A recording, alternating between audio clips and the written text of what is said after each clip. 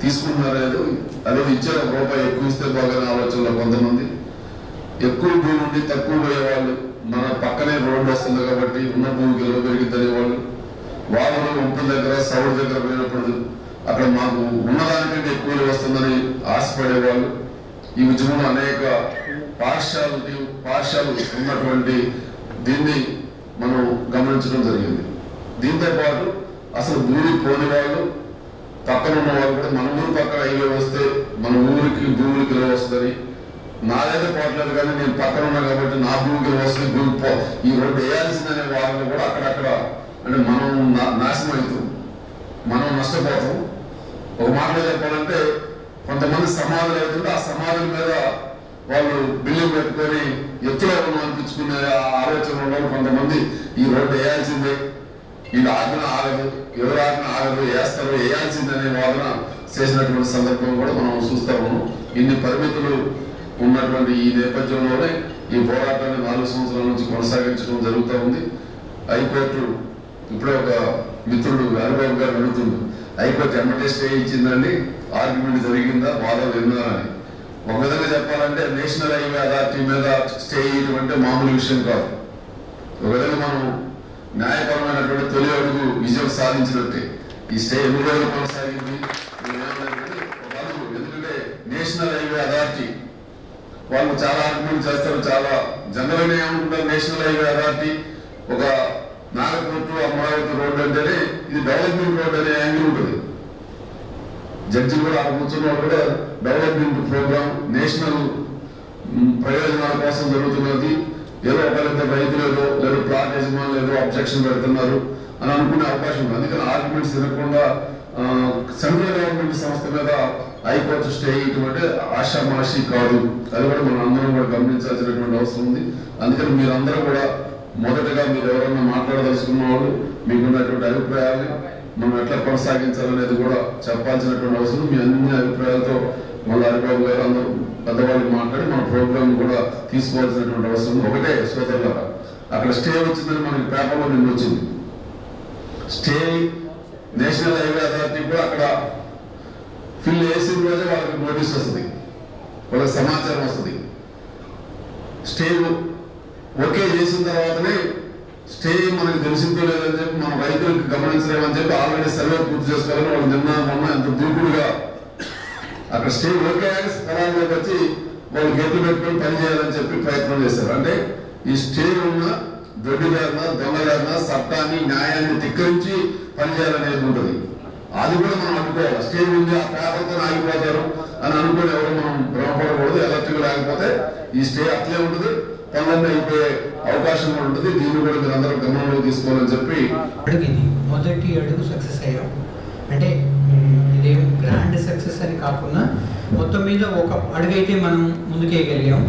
ఎన్నో గవర్నమెంట్ ఆఫీసుల చుట్టూ అంటే కలెక్టరేటు, ఆర్డీఓ మరియు మిగతా ఈ ఎన్హెచ్ ఆఫీస్ కావచ్చు, మంత్రుల ఇళ్ల చుట్టూ అన్ని దగ్గరలకు పోయినా కానీ ఇది నేషనల్ హైవే, ఇది భారతమాలలో భాగం, దీన్ని మార్చటం అసలు సాధ్యమయ్యే పని కాదు అని చట్టాలకు అతీతంగా వీళ్ళు మన మీద దౌర్జన్యంగా మనందరినీ ఒక రకంగా ఇబ్బంది పెడుతూ క్షోభ అనుభవించేటట్లు చేస్తూ మన మీద పోలీసు దమనకాండతోటి మేము కొదూరు సర్వే నడిచేటప్పుడు మమ్మల్ని కనీసం లోపలికి ఎంటర్ కాకుండా దగ్గర ఒక 2 కిలోమీటర్ల యువతలు మమ్మల్ని పోలీసు ఆపేసి ముందుకు కూడా పోనీలేదు. అట్లే కామంచికల్లు రఘునాథపాలెం దగ్గర సర్వే చేసేటప్పుడు భద్రయ్య గారు ఇక్కడ లేరు, ఇప్పుడు భద్రయ్య గారిని మిగతా ఒక 15-20 మంది రైతుల్ని అమానుషంగా ఎత్తి వ్యాన్లలో పడేసి తీసుకెళ్లి పోలీస్ స్టేషన్లో పెట్టారు. అట్లాంటి సిచ్యువేషన్స్ కూడా మనం ఫేస్ చేసాం. మమ్మల్ని అయితే తెల్లవారుజామున 4ంటికే వచ్చి నన్ను వెంకటేశ్వర్లు ఇంకో 3-4 కామంచికల నుంచి తీసుకెళ్ళిపోయారు. 11 దాకా మమ్మల్ని వదిలిపెట్టలేదు, అప్పటికి సర్వే చేసేసారు. ఇట్లాంటి ఒత్తిళ్లలో కూడా మనం ఇప్పటికీ దాన్ని వ్యతిరేకిస్తూ ముందుకు పోతున్నందుకు మీ అందరూ ఇంత సహకారం ఇస్తున్నందుకు ఎంతో సంతోషం. Thank you for all this.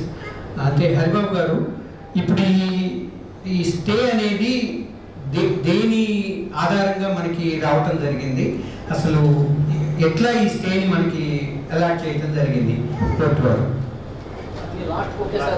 Okay నా క్వశ్చన్ ఇది థ్యాంక్ యూ ఫర్ ఇప్పుడు ఇది ఏదైతే భూమి తీసుకుంటున్నారో గవర్నమెంట్ ల్యాండ్ ఉన్న దగ్గర ఏదైతే రైతుల దగ్గర ఈ భూమి రాస్తున్నారు కాబట్టి గవర్నమెంట్ ఉన్నప్పుడు అదే భూమి ఆ రైతులకి ఎంతైతే పోతుందో అది ఎందుకు అలాట్ చేయరు? అదొక ప్రశ్న. స్టే వచ్చింది కదండి, నాకు మిత్రుడు కలిసాడు, వాడు నాకు మిత్రువు శత్రువు అర్థం కాలేదు. నేనేమంటే మాకు స్టే వచ్చిందని కొంచెం సంతోషంగా ఉన్నాను. వాడు అంటాడు నీకు స్టే వచ్చింది కానీ వాడు సుడా కంటే ముందే చేశాడు ఈ లైను, ఈ స్టే వచ్చిందని మీరు ఏం ఆగదని అంటాడు. అది మరి నాకు తెలియలేదు, వాడు అందరూ ఎంతలేదు అబద్ధం తెలవలేదు. మీకు స్టే వచ్చింది కానీ వాళ్ళు మీకంటే సుడా రాకముందే మీకు వాళ్ళు లైన్ చేశారు, సుడా రాకముందే మీకు వాళ్ళు అలైన్మెంట్ చేశారు కాబట్టి ఇది ఆగదు అనే దాంట్లో మాట్లాడాడు నాతో. దాటం సార్, దానికి పర్మిషన్ తీసుకున్నాము ఆల్రెడీ మేము. దానికి కన్స్ట్రక్షన్లో కొంత ఉంది దానికి. మరి దానికి ఒకవేళ మనం చేసే ప్రయత్నాలను కాక కంపల్సరీ రోడ్డు దాంట్లోనే పోవాలంటే దానికి కాంపన్సేషన్ దానికి ఎట్లా ఇస్తారు, దానికి ఏ విధంగా ఉంటుంది మాకు పర్మిషన్ తీసుకుని ఉన్నాము. దాంట్లో కన్స్ట్రక్షన్ ఉంది. ఉంది సార్. నమస్కారం అండి. ఇప్పుడు కామన్స్పల్లి ఏరియాలో మా ల్యాండ్కి సంబంధించి కూడా బలవంతంగా వచ్చి సర్వే చేశారు. రీసెంట్గా ఒక 1 month బ్యాక్ నోటీస్ సర్వే చేశారు. 60 రోజుల్లో మీ కంపెన్సేషన్ అంతా కూడా ఆర్డీఓ గారి దగ్గర పెట్టాము. మీ ఇంత భూమి పోతుంది 4,500 వేయాలు, అమౌంట్ ఇంత, 60 రోజుల్లో తీసుకోకపోతే మీకు అది మీకు ఇచ్చేసినట్టే లెక్క, అది ఆర్డీఓ గారి దగ్గర ఉంటుంది. అందుకే మేము బలవంతంగా పోలీస్ ఫోర్స్ తోటైనా మీకు తీసేసుకుంటాము అని చెప్పాడు. ఆ నోటీస్ 60 రోజుల టైం అయిపోతా ఉంది. ఇంతవరకు సరే అందరు ఎలా ఉంటే దాని ప్రకారం చేద్దామని చెప్పి దానికి రిప్లై కూడా ఏమీ ఇవ్వలేదు, అలాగే ఉంది. దాని మీద ఎలా ప్రొసీడ్ కావాలి. రెండోది అంటే వచ్చిన గ్రూప్లో కానీ దీంట్లో కానీ స్టే ఆర్డర్కి సంబంధించిన ఆర్డర్ కనబడి పిటిషన్ కాపీ కనబడుతుంది.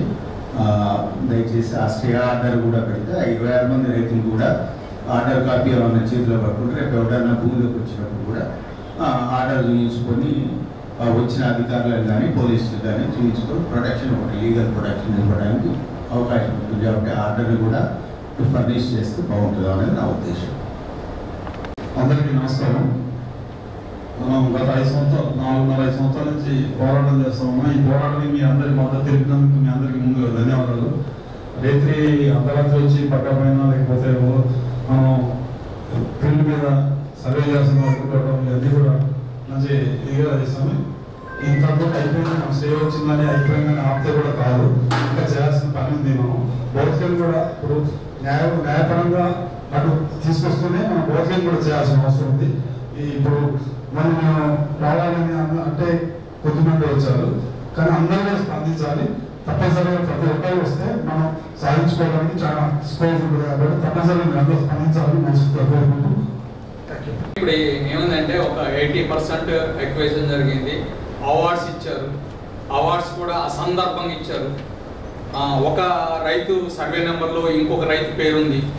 అట్లాగే కంపెన్సేషన్లో కూడా విభిన్న కంపెన్సేషన్లు ఉన్నాయి. జనరల్గా పండ్ల తోటల రైతులు ఉన్నారు, వాళ్ళ దగ్గర ఏముందంటే వాడు నేషనల్ హార్టికల్చర్ బోర్డు 2001లో ఏదైతే తీశారో అదే 2001లో ఏదైతే నేషనల్ హార్టికల్చర్ బోర్డు ఇచ్చిన దాని ప్రకారమే వీళ్ళు సుమారు నాకు ఒక 2 ఎకరాల జామ తోట ఉంది.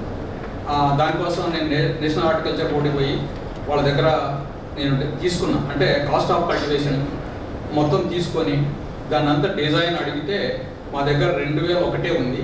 2001నే ఒక మొక్కకి 250 రూపాయలు, బోర్వెల్కి 40 రూపాయలు, 40,000, షెడ్డుకు 3,000, గుంట తవ్వితే 30 పైసలు, మొక్కకి అంటే మొక్క కాస్ట్ ఇవన్నీ కలిపి వాడు 1,25,000 వేసాడు. ప్రజెంట్గా అది 2001లో, ఇవాళ 2024. దీన్ని కూడా పరిగణనలో తీసుకోకుండా అత్యంత దారుణంగా వాళ్ళ ఇష్టం వచ్చినట్టు నేషనల్ హైవే వాళ్ళు కానీ, ఇక్కడ ఉన్న రెవెన్యూ వాళ్ళు కానీ, హార్టికల్చర్ కానీ, మిగతా డిపార్ట్మెంట్లు అన్నీ కూడా ఎవడన్నా అడిగితే అడిగినోడికి దానం చేస్తాను, అడగకపోతే వాడి ఇష్టం వచ్చినట్టు రాస్తాను. కాబట్టి మనం కోర్టు అంటే లీగల్గా వెళ్ళటం వల్ల వాళ్ళు కూడా ఒళ్ళు దగ్గర పెట్టుకున్నారు. ఒక పాయింట్ రెండో పాయింట్ ఏంటంటే వీళ్ళు ఇచ్చిన కంపెన్సేషన్ ఆ మంగళగూడెంలో మేము పోయి అడిగితే అంతకుముందు సర్వే జరిగేటప్పుడు మీకు 25 లక్షలు వస్తాయని రైతులను అడిగారు. అప్పుడు 3,30,000 మార్కెట్ వాల్యూ ఉన్నప్పుడు వాళ్ళకి 25 లక్షలు వస్తాయని చెప్పారు. మొన్న 6,50,000 వాల్యుయేషన్ ఉంది. 3 సార్లు పోరాటం చేస్తే ఆ పోరాట ఫలితంగా మార్కెట్ వాల్యూ రివైజ్ అయ్యి ఇప్పటిదాకా రోడ్డు ఆపటం వల్లనే మార్కెట్ వాల్యూ రివైజ్ అయ్యి గవర్నమెంట్కి డబ్బులు అవసరం ఉంది, వాడు పెంచారు, మేము ఆపినాం. రైతులకు న్యాయం ఆడ జరిగింది. దాంతో పాటు ఇప్పుడు ఏం చేస్తాను, మొన్న మంత్రి గారి దగ్గరికి పోయాను, ఆడియో గారికి ఫోన్ చేస్తే 15,25,000 వస్తాయండి మంగళగూడెం వాళ్ళకన్నా. 25 లక్షలు ఎడిపోయినాయో, 25 లక్షలు పోయి 15 లక్షలు బాధ్యతకు వచ్చారు. వీళ్ళు ఏమన్నా మాకు సాయం చేస్తారా అంటే, పైగా సాయం చేసేది పోంగా మీకు ఎందుకయ్యా పని లేక మీ ఖమ్మం చుట్టూ బ్రహ్మాండమైన రోడ్లు వేస్తాను, అభివృద్ధి అంతా ఖమ్మంలోనే ఉంది, ఈ రైతులు సర్వనాశనం కానీ ఆ ప్లాట్ రోడ్లు పోని, అభివృద్ధి మాకే తప్ప మీది కాదు. ఒక్క రైతుని కానీ ఒక్క ప్లాట్ ఓనర్ కానీ నష్టం జరిగిందని చెప్పి కనీసం మేము ఉన్నాం, మేమే ఓట్లు వేసాం, మా ఓట్లనే బుద్ధి బుద్ధి బుద్ధి గవర్నమెంట్ మారిపోతే అభివృద్ధి జరుగుద్ది, మేము కూడా ఉత్సవాలు చేసుకోవచ్చు అనే ఆశతోనే అమెరికాలో ఉన్న తీసుకొచ్చి ఓట్లు వేయించడం సార్ మేము. అట్లా కూడా దయాదాక్షిణం లేకుండా ఈ ప్రజాప్రతినిధులు కనీసం మా కోసమైనా అయా ఇక కూకోబెడుతున్నాం మన ఖమ్మం జిల్లాకు అభివృద్ధి. ఎక్కడండి అభివృద్ధి? కావంచికల నుంచి తీసుకొచ్చి నేషనల్ హైవేని తీసుకొచ్చి ఖమ్మం పట్టణంలో పెట్టడం తీశారు సార్. అటు చుట్టుపక్కల చుట్టూ తీశారు కానీ ఇక్కడ తీసుకొచ్చి ఖమ్మం ఊళ్ళో తీసుకొచ్చారు. అదే పైనుంచి తీసుకొస్తే నువ్వు ఇచ్చే కంపెన్సేషన్ 30 లక్షలు 35 లక్షలు ఆ మంచుకొండ పూర్తంపాడు వాళ్ళు హ్యాపీగా తీసుకుంటారు. ఇక్కడ ఎకరం 2 ఎకరాల వాళ్ళు పాలు పండ్లు కూరగాయలు అన్ని ఉత్పత్తి చేసే చిన్న రైతులు, సన్నకారు రైతులు, మధ్య రైతులు ఉన్నారు, పండ్ల ఉత్పత్తిదారులు ఉన్నారు. ఎకరం 3 కోట్లు 2 కోట్లు ఉంది, గజం 15,000 20,000 ఉంది. అయా మా గోడు వినండి, కొంచెం పైనుంచి తిప్పండి, మేము అభివృద్ధికి నిరోధకులం కావు, అభివృద్ధి మేము శ్వాసిస్తాం, కానీ మాది పోయినా ఇంకోటి పోయినా వాడు 35 లక్షలు ఇస్తే అక్కడ పోయి కొనుక్కోగలడు. మీరు మాకు 35 లక్షలు ఇస్తే మేము బయటికి పోయి కొంటే ఎకరం పోతే 12 గుంటలు వస్తుందండి. ఇంత దారుణమైన పరిస్థితుల్లో ఈ ప్రభుత్వాలకు తెలిసిన వాళ్ళు అభివృద్ధి చెప్తారు కానీ రైతుల్ని కనీసం ఇగో మీ సమస్య ఏంటి, మీ సమస్య మాకు చెప్పండి. మొన్న విని చెవిటోడు ముందర శంఖం ఊదినట్టు ఊదితే ఆ కామంచికల్ కాడ నుంచి పాలేరు రైతులను కూకోబెట్టి కలెక్టర్ గారికి చెప్తున్నాను, ఇంకా మా మంత్రి గారికి కింటల్ ఆయన కినపడలేదో ఏమో కానీ కనీసం అక్కడ తక్కువ మంది రైతులు 4 గ్రామాలు, ఇక్కడ 17-18 గ్రామాలు, అవతల వందనం పొదుమూరు ఉంది. ఉప ముఖ్యమంత్రి గారు ఆయన ఈ మంత్రి ఇస్తే ఆ మంత్రి ఇస్తాడు, ఆ మంత్రి ఇస్తే ఈ మంత్రి ఇస్తాడు, ముగ్గురు ఒకళ్ళ మీద ఒకళ్ళు. ఈ ముగ్గురి కాళ్ళు చేతులు గడప గడప తిరగని రోజు నెలలు లేవు ఈ గవర్నమెంట్లో. ఇక ఆ గవర్నమెంట్లో ప్రతి గడప తట్టినాం, ప్రతి ఆఫీసర్ని తట్టినాం, ప్రతి ప్రజాప్రతినిధిని తట్టినాం, ఎంతమంది తట్టినా ఇదే. అందుకనే ఈ సమస్యలన్నింటికి సమాధానం మీ దగ్గరనే ఉంది. అందుకనే దయచేసి ఈ సమస్యలన్నింటికీ నివృత్తి మీరు ఇవ్వాల్సిందే. క్వశ్చన్కి ఆన్సర్ అడిగేవాళ్ళు రైతులు రాబడడం వాళ్ళ తరఫున నేను అడుగుతున్నాను. ఏంటంటే వాళ్ళకి ఇప్పుడు కోర్టులో కేసు వేస్తే ఏమైందంటే మాకు డబ్బులు తీసుకుంటే తీసుకోకుండా మనం కోర్టులో వేయడం వల్ల 20 సంవత్సరాల దాకా డబ్బులు రావంట వాళ్ళకి అని వాళ్ళకి చెప్తున్నారంట ఊళ్ళలో. ప్రతి గ్రామంలో పెద్దలు ఉన్నారు, వాళ్ళు సలహాలు ఎలా ఉన్నాయంటే మీరు కోర్టుకి వెళ్తే మీకు డబ్బులు రావు, అది 10 సంవత్సరాలు పడుతుంది, 20 సంవత్సరాలు పడుతుంది, వచ్చే డబ్బులు తీసుకొని మీరు జేబులో వేసుకోండి అన్న పద్ధతిలోనే ఉన్నారు. దీనికి పరిష్కారంగా మేము చెప్పాల్సింది ఏంటంటే కోర్టుకు వెళ్ళడం వల్ల నష్టాలు ఎటువంటి నష్టం లేదనే విషయాన్ని మా క్లారిటీ ఇవ్వాలని మేము కోరుతున్నాం. అటువంటి రైతు సోదరులు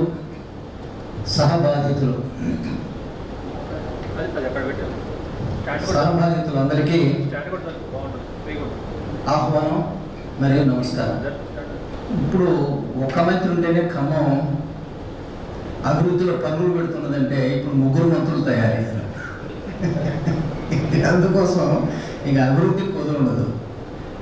ఏమిటి అభివృద్ధి అంటే మీరు గతంలోనైనా సరే చూసిన అభివృద్ధి ఏంటంటే ఎవరు రాగానే ముందు రోడ్లు వెడల్పు చేస్తారు, ఈ రోడ్లే అభివృద్ధి. ఇది అభివృద్ధి లేకపోతే ప్రజా సౌకర్యమా వాళ్ళకి అర్థం కావట్లే. అభివృద్ధి అంటే ఏదైనా ఉత్పాదకత పెరగాలి. ఇవాళ ముఖ్యంగా ఈ నేషనల్ హైవే వేస్తున్నారంటే మీకు అమరావతి నుంచి నాగపూర్ నుంచి అమరావతి పోవడానికి పనికొస్తుంది. ఖమ్మం రైతులు నాగపూర్ ఎందుకు పోతారు, అమరావతి ఎందుకు పోతారు? మనకి సంబంధం లేని వ్యవహారం అది. ఇట్లా గ్రీన్ఫీల్డ్ హైవేస్ మీకు ఇప్పుడు సూర్యాపేట నుంచి దేవరపల్లి అంటే అశ్వరాపేట వరకు ఒకటి పోతుంది, నాగపూర్ టు అమరావతి ఒకటి పోతుంది, మహబూబాద్ నుంచి పోతాడికేమో ఇంకోటి పోతుంది, అది కూడా నేషనల్ హైవేనే. ఇన్ని హైవేస్ అయ్యి చివరికి హైవేస్కి మనం వ్యతిరేకం కాదు, రవాణా సౌకర్యాలకు కూడా మనం వ్యతిరేకం కాదు. మరి దేనికి వ్యతిరేకం అంటే ఏంటంటే ఈ ఒక దురుద్దేశంతో, లాభాపేక్షతోటి లేదా స్వార్థంతో జరిగే నష్టాన్ని కూడా లెక్క చేయకుండా తీసుకువెళ్ళడం మీదనే మన అబ్జెక్షన్ మొత్తం. దయచేసి మీరు ఒక్క విషయం ఆలోచించండి కదా. అంటే ఇది వరంగల్ నుంచి విజయవాడ వెళ్ళాలి రోడ్డు. ఇప్పుడు అసలు ఖమ్మం ఎందుకు వచ్చినట్టు? వరంగల్ నుంచి విజయవాడ అంటే ఖమ్మం పడమర నుంచి స్ట్రైట్కి వెళ్ళిపోవచ్చు కదా. మరి ఇటేకి వచ్చి మళ్ళీ రైట్ టర్న్ తీసుకోవడం ఏంటి? అంటే దీనికి కొన్ని కారకాలు ప్రయోగాలు ఉన్నాయని గమనించండి. అసలు ఇటు రావాల్సిన పనే లేదు. మీకు GO number 11507 acquisition of land for national highways manual, దాని ప్రకారంగా ఏంటంటే క్రో ఫ్లైట్ మూవ్మెంట్ అంటే కాకి ఎలా పోతుంది, ఒక చోట లేస్తే ఒక చోట వాళ్తుంది, అలా వెళ్ళాలి అనేది నేషనల్ హైవే యొక్క సిద్ధాంతం. అట్లన్నప్పుడు వరంగల్ నుంచి విజయవాడ వెళ్ళిపోవచ్చు కదా. మరి అసలు ఈవెన్ మునేరు నది దాటాల్సిన అవసరం ఉంది. అనేక వందల కోట్ల రూపాయల ఖర్చు మునేరు దాటం. ఇది ఒక అన్నెసరీ ఇట్లా పోయి ఇటు వంపు తిరగడం అనేది దీనికి అనేక కారకాలు ప్రేరకాలు ఉన్నాయి. మీ అందరికి కూడా తెలుసు ఆ విషయం. ఇది తర్వాత లీగల్ మ్యాటర్కి వస్తే నాకు కూడా అక్కడ ఒక 4300 గజాల జాగా ఉంది. వైరా రోడ్డు మెయిన్ రోడ్డు ఫేసింగే ఉంది, కలెక్టరేట్ దగ్గరే. దాంట్లోంచే పోతుంది ఇది. అక్కడితోనే ఆలోచన స్టార్ట్ అయ్యి నేను నల్లకోట వేసుకొని బయలుదేరడం ఏంటంటే ఇదే ఫస్ట్ టైం. మీకు తెలుసు, నేను అంతకుముందు నేను ఒక చార్టెడ్ అకౌంటెంట్, సిఏ, ఎల్ఎల్బి ఇప్పుడు 95లోనే చేశా, 90లోనే చేశా, 85లోనే చేశా. కానీ సిఏ, ఎల్ఎల్బి, ఎంబీఏ ఇవన్నీ చేసి కూడా సిఏగానే ప్రాక్టీస్ చేశా. నా కోరిక ఏంటంటే అడ్వకేట్గా ఉండాలని మొదటి నుంచి. అందుకోసం అది రిజైన్ చేసి ఇప్పుడు హైకోర్టులో అడ్వకేట్గా ఎన్రోల్ అయ్యా. ఈ కేసు ఇక్కడ దాకా రావడానికి కారణం నేను చెప్తున్నా. ముఖ్యంగా మనకి కొర్లపాటి రామారావు అండ్ శారద వాళ్ళ కేసు వేశారు. తర్వాత ఏంటంటే మీ అందరినీ మొబిలైజ్ చేసి కేసులు వేయడంలో ముఖ్య పాత్ర వహించింది ఏంటంటే శ్రీధర్ గారు. లేకపోతే ఇది జరిగేది కాదు. ఎంత డీటెయిల్డ్గా పట్టుకొస్తారంటే ఇందులో నా కృషి ఎంత ఉందో ఆయన కృషి అంత ఉంది.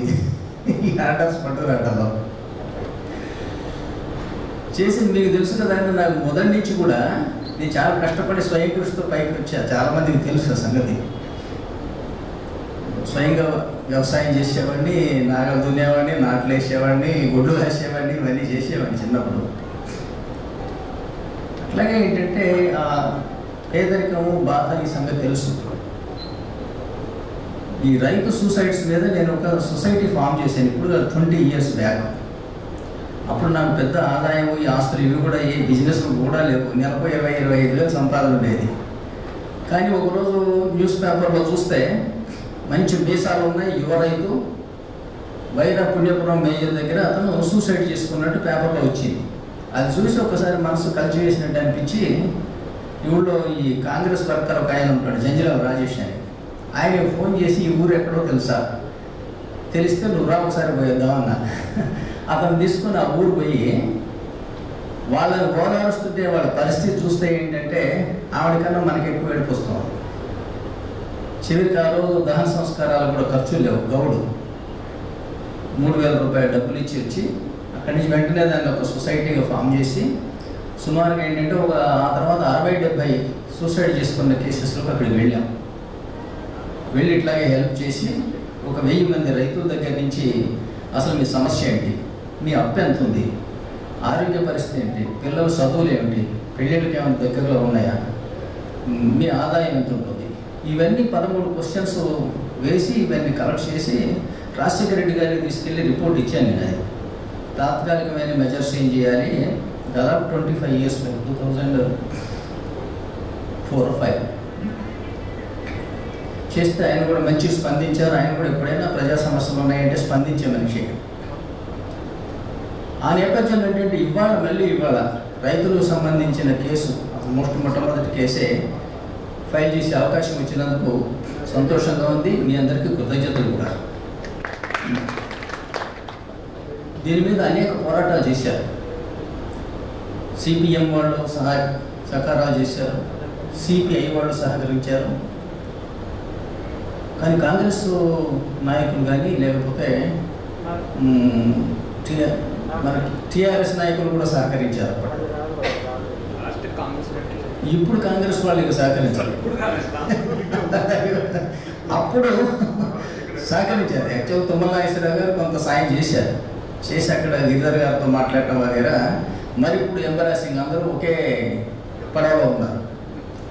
అందువల్ల ఇప్పుడు ఎవరు మనకి సాయం చేసే రాజుడు లేడు. మన పోరాటం మనం చేయవలసిందే. అందుకోసమే లీగల్గా ఎంచుకున్నా నేను.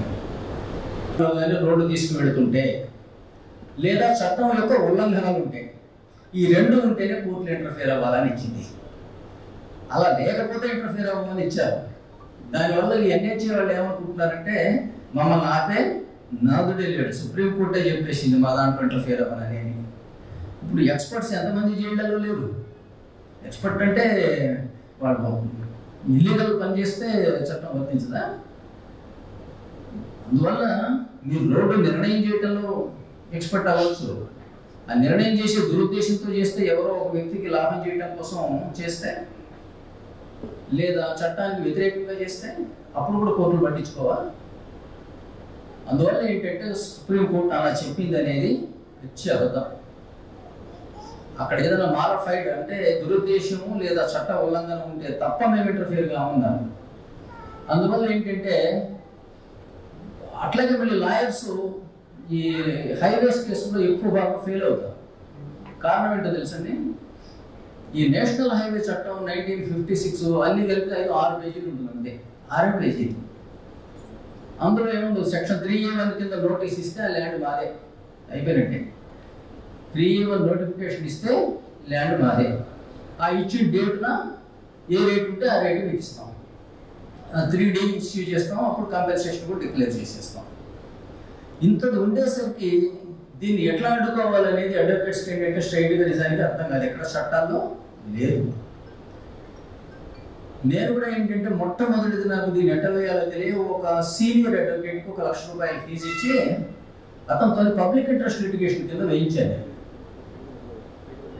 వేయిస్తే నేషనల్లీ ఇది కొట్టేసింది కోర్టు. హైవే మ్యాటర్స్లో సుప్రీంకోర్టు ఇంటర్ఫీర్ అవ్వదన్నది, ఇందులో మేము ఇంటర్ఫీర్ అవ్వమని. ఇక అప్పుడు నేను ఆలోచించి ఇంత అన్యాయం, ఎక్స్పర్ట్స్ మెడకాయలు ఎక్స్పర్ట్ అయితే సరిపోయింది, అప్పుడు చేయొచ్చా? అందువల్ల ఇవన్నీ చదివి చూస్తే నాకు ఏమర్థమైందంటే ఈ హైవేస్కు సంబంధించిన మ్యాటర్ చట్టంలో లేదు. ఆ పకీర్ ప్రాణం చిలకలో ఉన్నట్టు ఇది ఎక్కడుంది అంటే environmental impact guide lines issued by the ministry of forest and environment. ఈ పర్యావరణకు సంబంధించినటువంటి గైడ్ లైన్స్ 2010 ఇవి ఫారెస్ట్ అండ్ ఎన్విరాన్మెంట్ డిపార్ట్మెంట్ వాళ్ళు తయారు చేయించినటువంటి గైడ్ లైన్స్. రెండోది ఏముంటుందంటే acquisition of land for national highways 2018. ఇవి రెండు మాన్యువల్స్ చట్టంలో ఉండదు. అందులో చట్టాల్లో వెతుక్కుంటే సమాధానం వీటికి ఎక్కడ దొరకలే. వీటిని తీసి చూస్తే వీళ్ళు స్టెప్ బై స్టెప్ ఫాలో అవ్వాల్సినటువంటి అన్ని అంశాలు అందులో ఉంటాయి. వీళ్ళు ఇష్టం వచ్చినట్టు చేయడానికి వీల్లేదు. ఉదాహరణకి అందులో ఏముంటుందంటే స్టార్టింగ్ పాయింట్కి ఎండ్ పాయింట్కి క్రోఫ్లైట్ మూవ్మెంట్ ఉండాలి ఉంటూ with a little distance from human habitations. ఎక్కడైనా జనావాసాలు ఉంటే వాటి నుంచి దూరం ఫాలో అవుతూ క్రోఫ్లైట్ మూవ్మెంట్లో వెళ్ళాలి అన్నప్పుడు వరంగల్ నుంచి విజయవాడ ఇటు ఎక్కడ ఉంది విజయవాడ ఇటు వచ్చి మళ్ళీ అనుకోవటం ఏంటి అటు తెగలు పోవచ్చు కదా. అది మనకి acquisition of land for national highways 2018 దాంట్లో ఉంది. అట్లాగే ఏంటంటే ఇంకా మేజర్ విషయం ఏంటంటే ఏదైనా ఒకటి కన్నా 2 రాష్ట్రాల్లో విస్తరించి ఉన్న రోడ్డు ఒకటి కన్నా ఎక్కువ రాష్ట్రాల్లో విస్తరించి ఉండి దాని పొడవు కనుక 30 కిలోమీటర్లు దాటితే దాని వెడల్పు కనుక 60 అడుగులు దాటితే వీటిని కేటగిరీ ఏ ప్రాజెక్ట్ అంటారు. Category A. వీటికి రూల్ ఏంటంటే ఈ 30 కిలోమీటర్లు దాటితే చాలు కేటగిరీ ఏలోకి వచ్చి ఇది 2 రాష్ట్రాలు నాగపూర్ తెలంగాణ అండ్ ఆంధ్ర కూడా పోయింది. అందువల్ల ఇది కేటగిరీ ఏ ప్రాజెక్ట్. 30 కిలోమీటర్లు దాటితేనే దీనికి కొన్ని రూల్స్ ఉన్నాయి కదా. అంటే విపరీతమైన పబ్లిసిటీ చేయాలి వీళ్ళు. కానీ పర్యావరణ అనుమతులు తీసుకునే ముందుగానే ఈ local public land owners public representatives తర్వాత ఏంటంటే ఈ పబ్లిక్ సర్వీస్ కొంతమంది పబ్లిక్ సర్వీస్ చేసేవాళ్ళు పొల్యూషన్ గురించి వగేరా చేసే యాజిటేషన్స్ తర్వాత గవర్నమెంట్ ఆఫీసర్స్ వీళ్ళందరినీ ఇన్వాల్వ్ చేయాలని అందులో ఉంది. అట్లాగే ఆ లైసెన్స్ తెచ్చుకున్న తర్వాత దానికి విపరీతమైనటువంటి పబ్లిసిటీ ఇవ్వాలి. అట్లాగే ఏంటంటే లోకల్ బాడీస్ అన్నింటికీ అది ఇంటిమేట్ చేయాలి. కానీ మీకు ఇందులో ఏముంది కలెక్టర్ గారు స్వయంగా రాశాడు మా దృష్టికి లేకుండా మా పరిచయం లేకుండా ఇందులో నుంచి హైవే తీసుకెళ్ళిపోతున్నారని. అట్లాగే ఏంటంటే 11 మంది సర్పంచ్లు మనకి లెటర్స్ రాసి ఇచ్చారు. ఈ పర్యావరణ అనుమతి గురించి మాకు ఇంతవరకు అసలు నాలెడ్జ్ చేయలేదు మా దృష్టికి తీసుకురాలేదు అని. అయితే ఈ 30 కిలోమీటర్లు దాటితే అన్నారు చూసారా. కానీ దొంగలు ఏం చేశారంటే 30 బదులు 29.9 కిలోమీటర్లు. అది ఇంత మోసం చూడండి.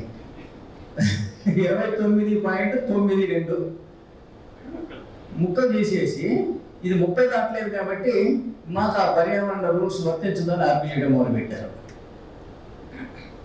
కానీ వాళ్ళు ఒకటి మర్చిపోయారు 30 కిలోమీటర్ల లోపల వచ్చేటట్టుగా ముక్కలు చేసావు కానీ మరి అది 3 రాష్ట్రాల మీద విస్తరించి ఉన్నదని ఏం చేస్తావు. 3 రాష్ట్రాల మీద విస్తరించింది. ఈ 30 కిలోమీటర్లు అనేది మీరు చేసిన 31 లెంత్ అంతేగాని టోటల్ రోడ్డు కాదు. టోటల్ రోడ్ అనేది మేబీ 400 కిలోమీటర్స్ ఉంటుంది. మేబీ ఇంకా ఎక్కువ ఉంటుంది 600 కిలోమీటర్లు ఉంటుంది. తర్వాత ఇదే మాన్యువల్లో ఏముంటుంది అంటే ఒక ఆర్టీఓకు సంబంధించిన జ్యూరిడిక్షన్లో సింగిల్ నోటిఫికేషన్ ఇవ్వాలి తప్పితే ముక్కలు చేసి నోటిఫికేషన్ ఇవ్వద్దు అని ఉంది. అందులోనే ఒక ల్యాండ్ అక్విజిషన్ ఆఫీసర్కి సంబంధించిన జ్యూరిడిక్షన్లో సింగిల్ నోటిఫికేషన్ ఇవ్వాలి. కానీ ఇక్కడ ఏం చేశారు తీర్థాలకు వెంకటాయపాలెం ఒకటి వెంకటాయపాలెం కొదుమూరు ఇంకొకటి ఇవి 2 కూడా ఖమ్మం ఆర్డీఓ దాంట్లో ఉన్నవి. మరి ఎందుకు చేశారు పీసెస్ మీరు?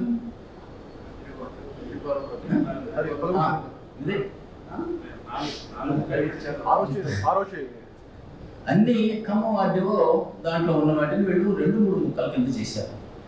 ఇది వాళ్ళు ఇచ్చిన గైడ్లైన్స్ ప్రకారం ఎరోడ్ కాదు. వాస్తవం ఏంటంటే దీన్ని 2019లో ఈ అలైన్మెంట్ అప్రూవ్ అయిందని ఎన్హెచ్ఏ 2020 మార్చిలో ల్యాండ్ అక్విజిషన్ కమిటీ కూడా దీన్ని అనుమతులు ఇచ్చింది అని చెప్పి ఎన్హెచ్ఏ ఆఫీసర్ మనకి రిప్లై ఇచ్చాడు ఆర్టీఐ కింద. 2020లోనే ల్యాండ్ అక్విజిషన్ కమిటీ కూడా పర్మిషన్ ఇచ్చింది 2020లో. కానీ 2022లో కలెక్టర్ గారు రాస్తున్నారు దీని గురించి మాకు సమాచారం లేకుండా మీరు ఇంటి నుంచి వెళ్ళిపోతున్నారు అని. మేము రింగ్ రోడ్ వేసుకోవడానికి రాష్ట్ర ప్రభుత్వం 209 కోట్ల రూపాయలు శాంక్షన్ చేసింది ల్యాండ్ అక్విజిషన్ కోసం. ఆ ఉద్దేశం వల్ల ఇదంతా అభివృద్ధి చెందుతుంది, అభివృద్ధి కారిడార్గా ఉంది. మీరు మా నాలెడ్జ్ కానీ పర్మిషన్ కానీ లేకుండా ఈ మధ్యలో చెడిపోతున్నారని ఆయనే రాశాడు. అంటే ఇది 2019లో శాంక్షన్ అయితే 2022 దాకా కలెక్టర్కి తెలియదు. ఎందుకు చేస్తున్నారు సీక్రెట్గా ఈ పనులు మీరు? పైగా మీరు దీనికి సంబంధించిన అడ్వర్టైజ్మెంట్ ఎక్కడ ఇచ్చారు మీరు?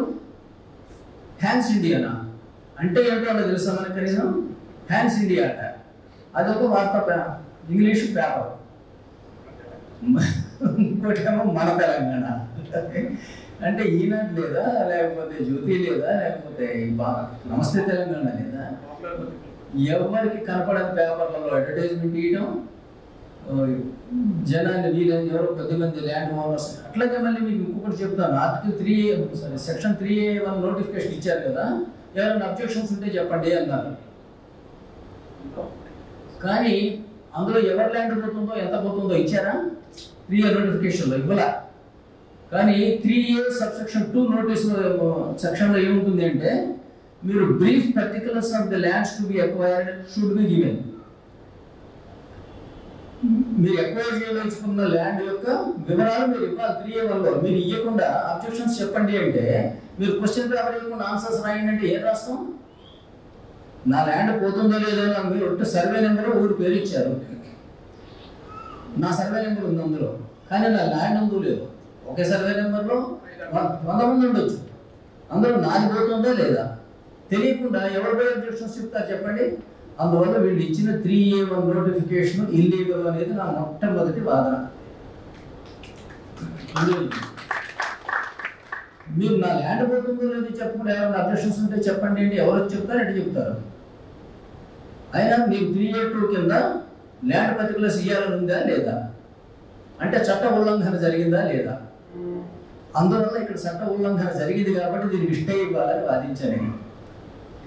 రెండవది క్రోఫ్లైట్ మూవ్మెంట్ అంటే మీరు వరంగల్ నుంచి విజయవాడ పోవడానికి ఖమ్మానికి తూర్పు పక్కకి ఎందుకు వచ్చారు?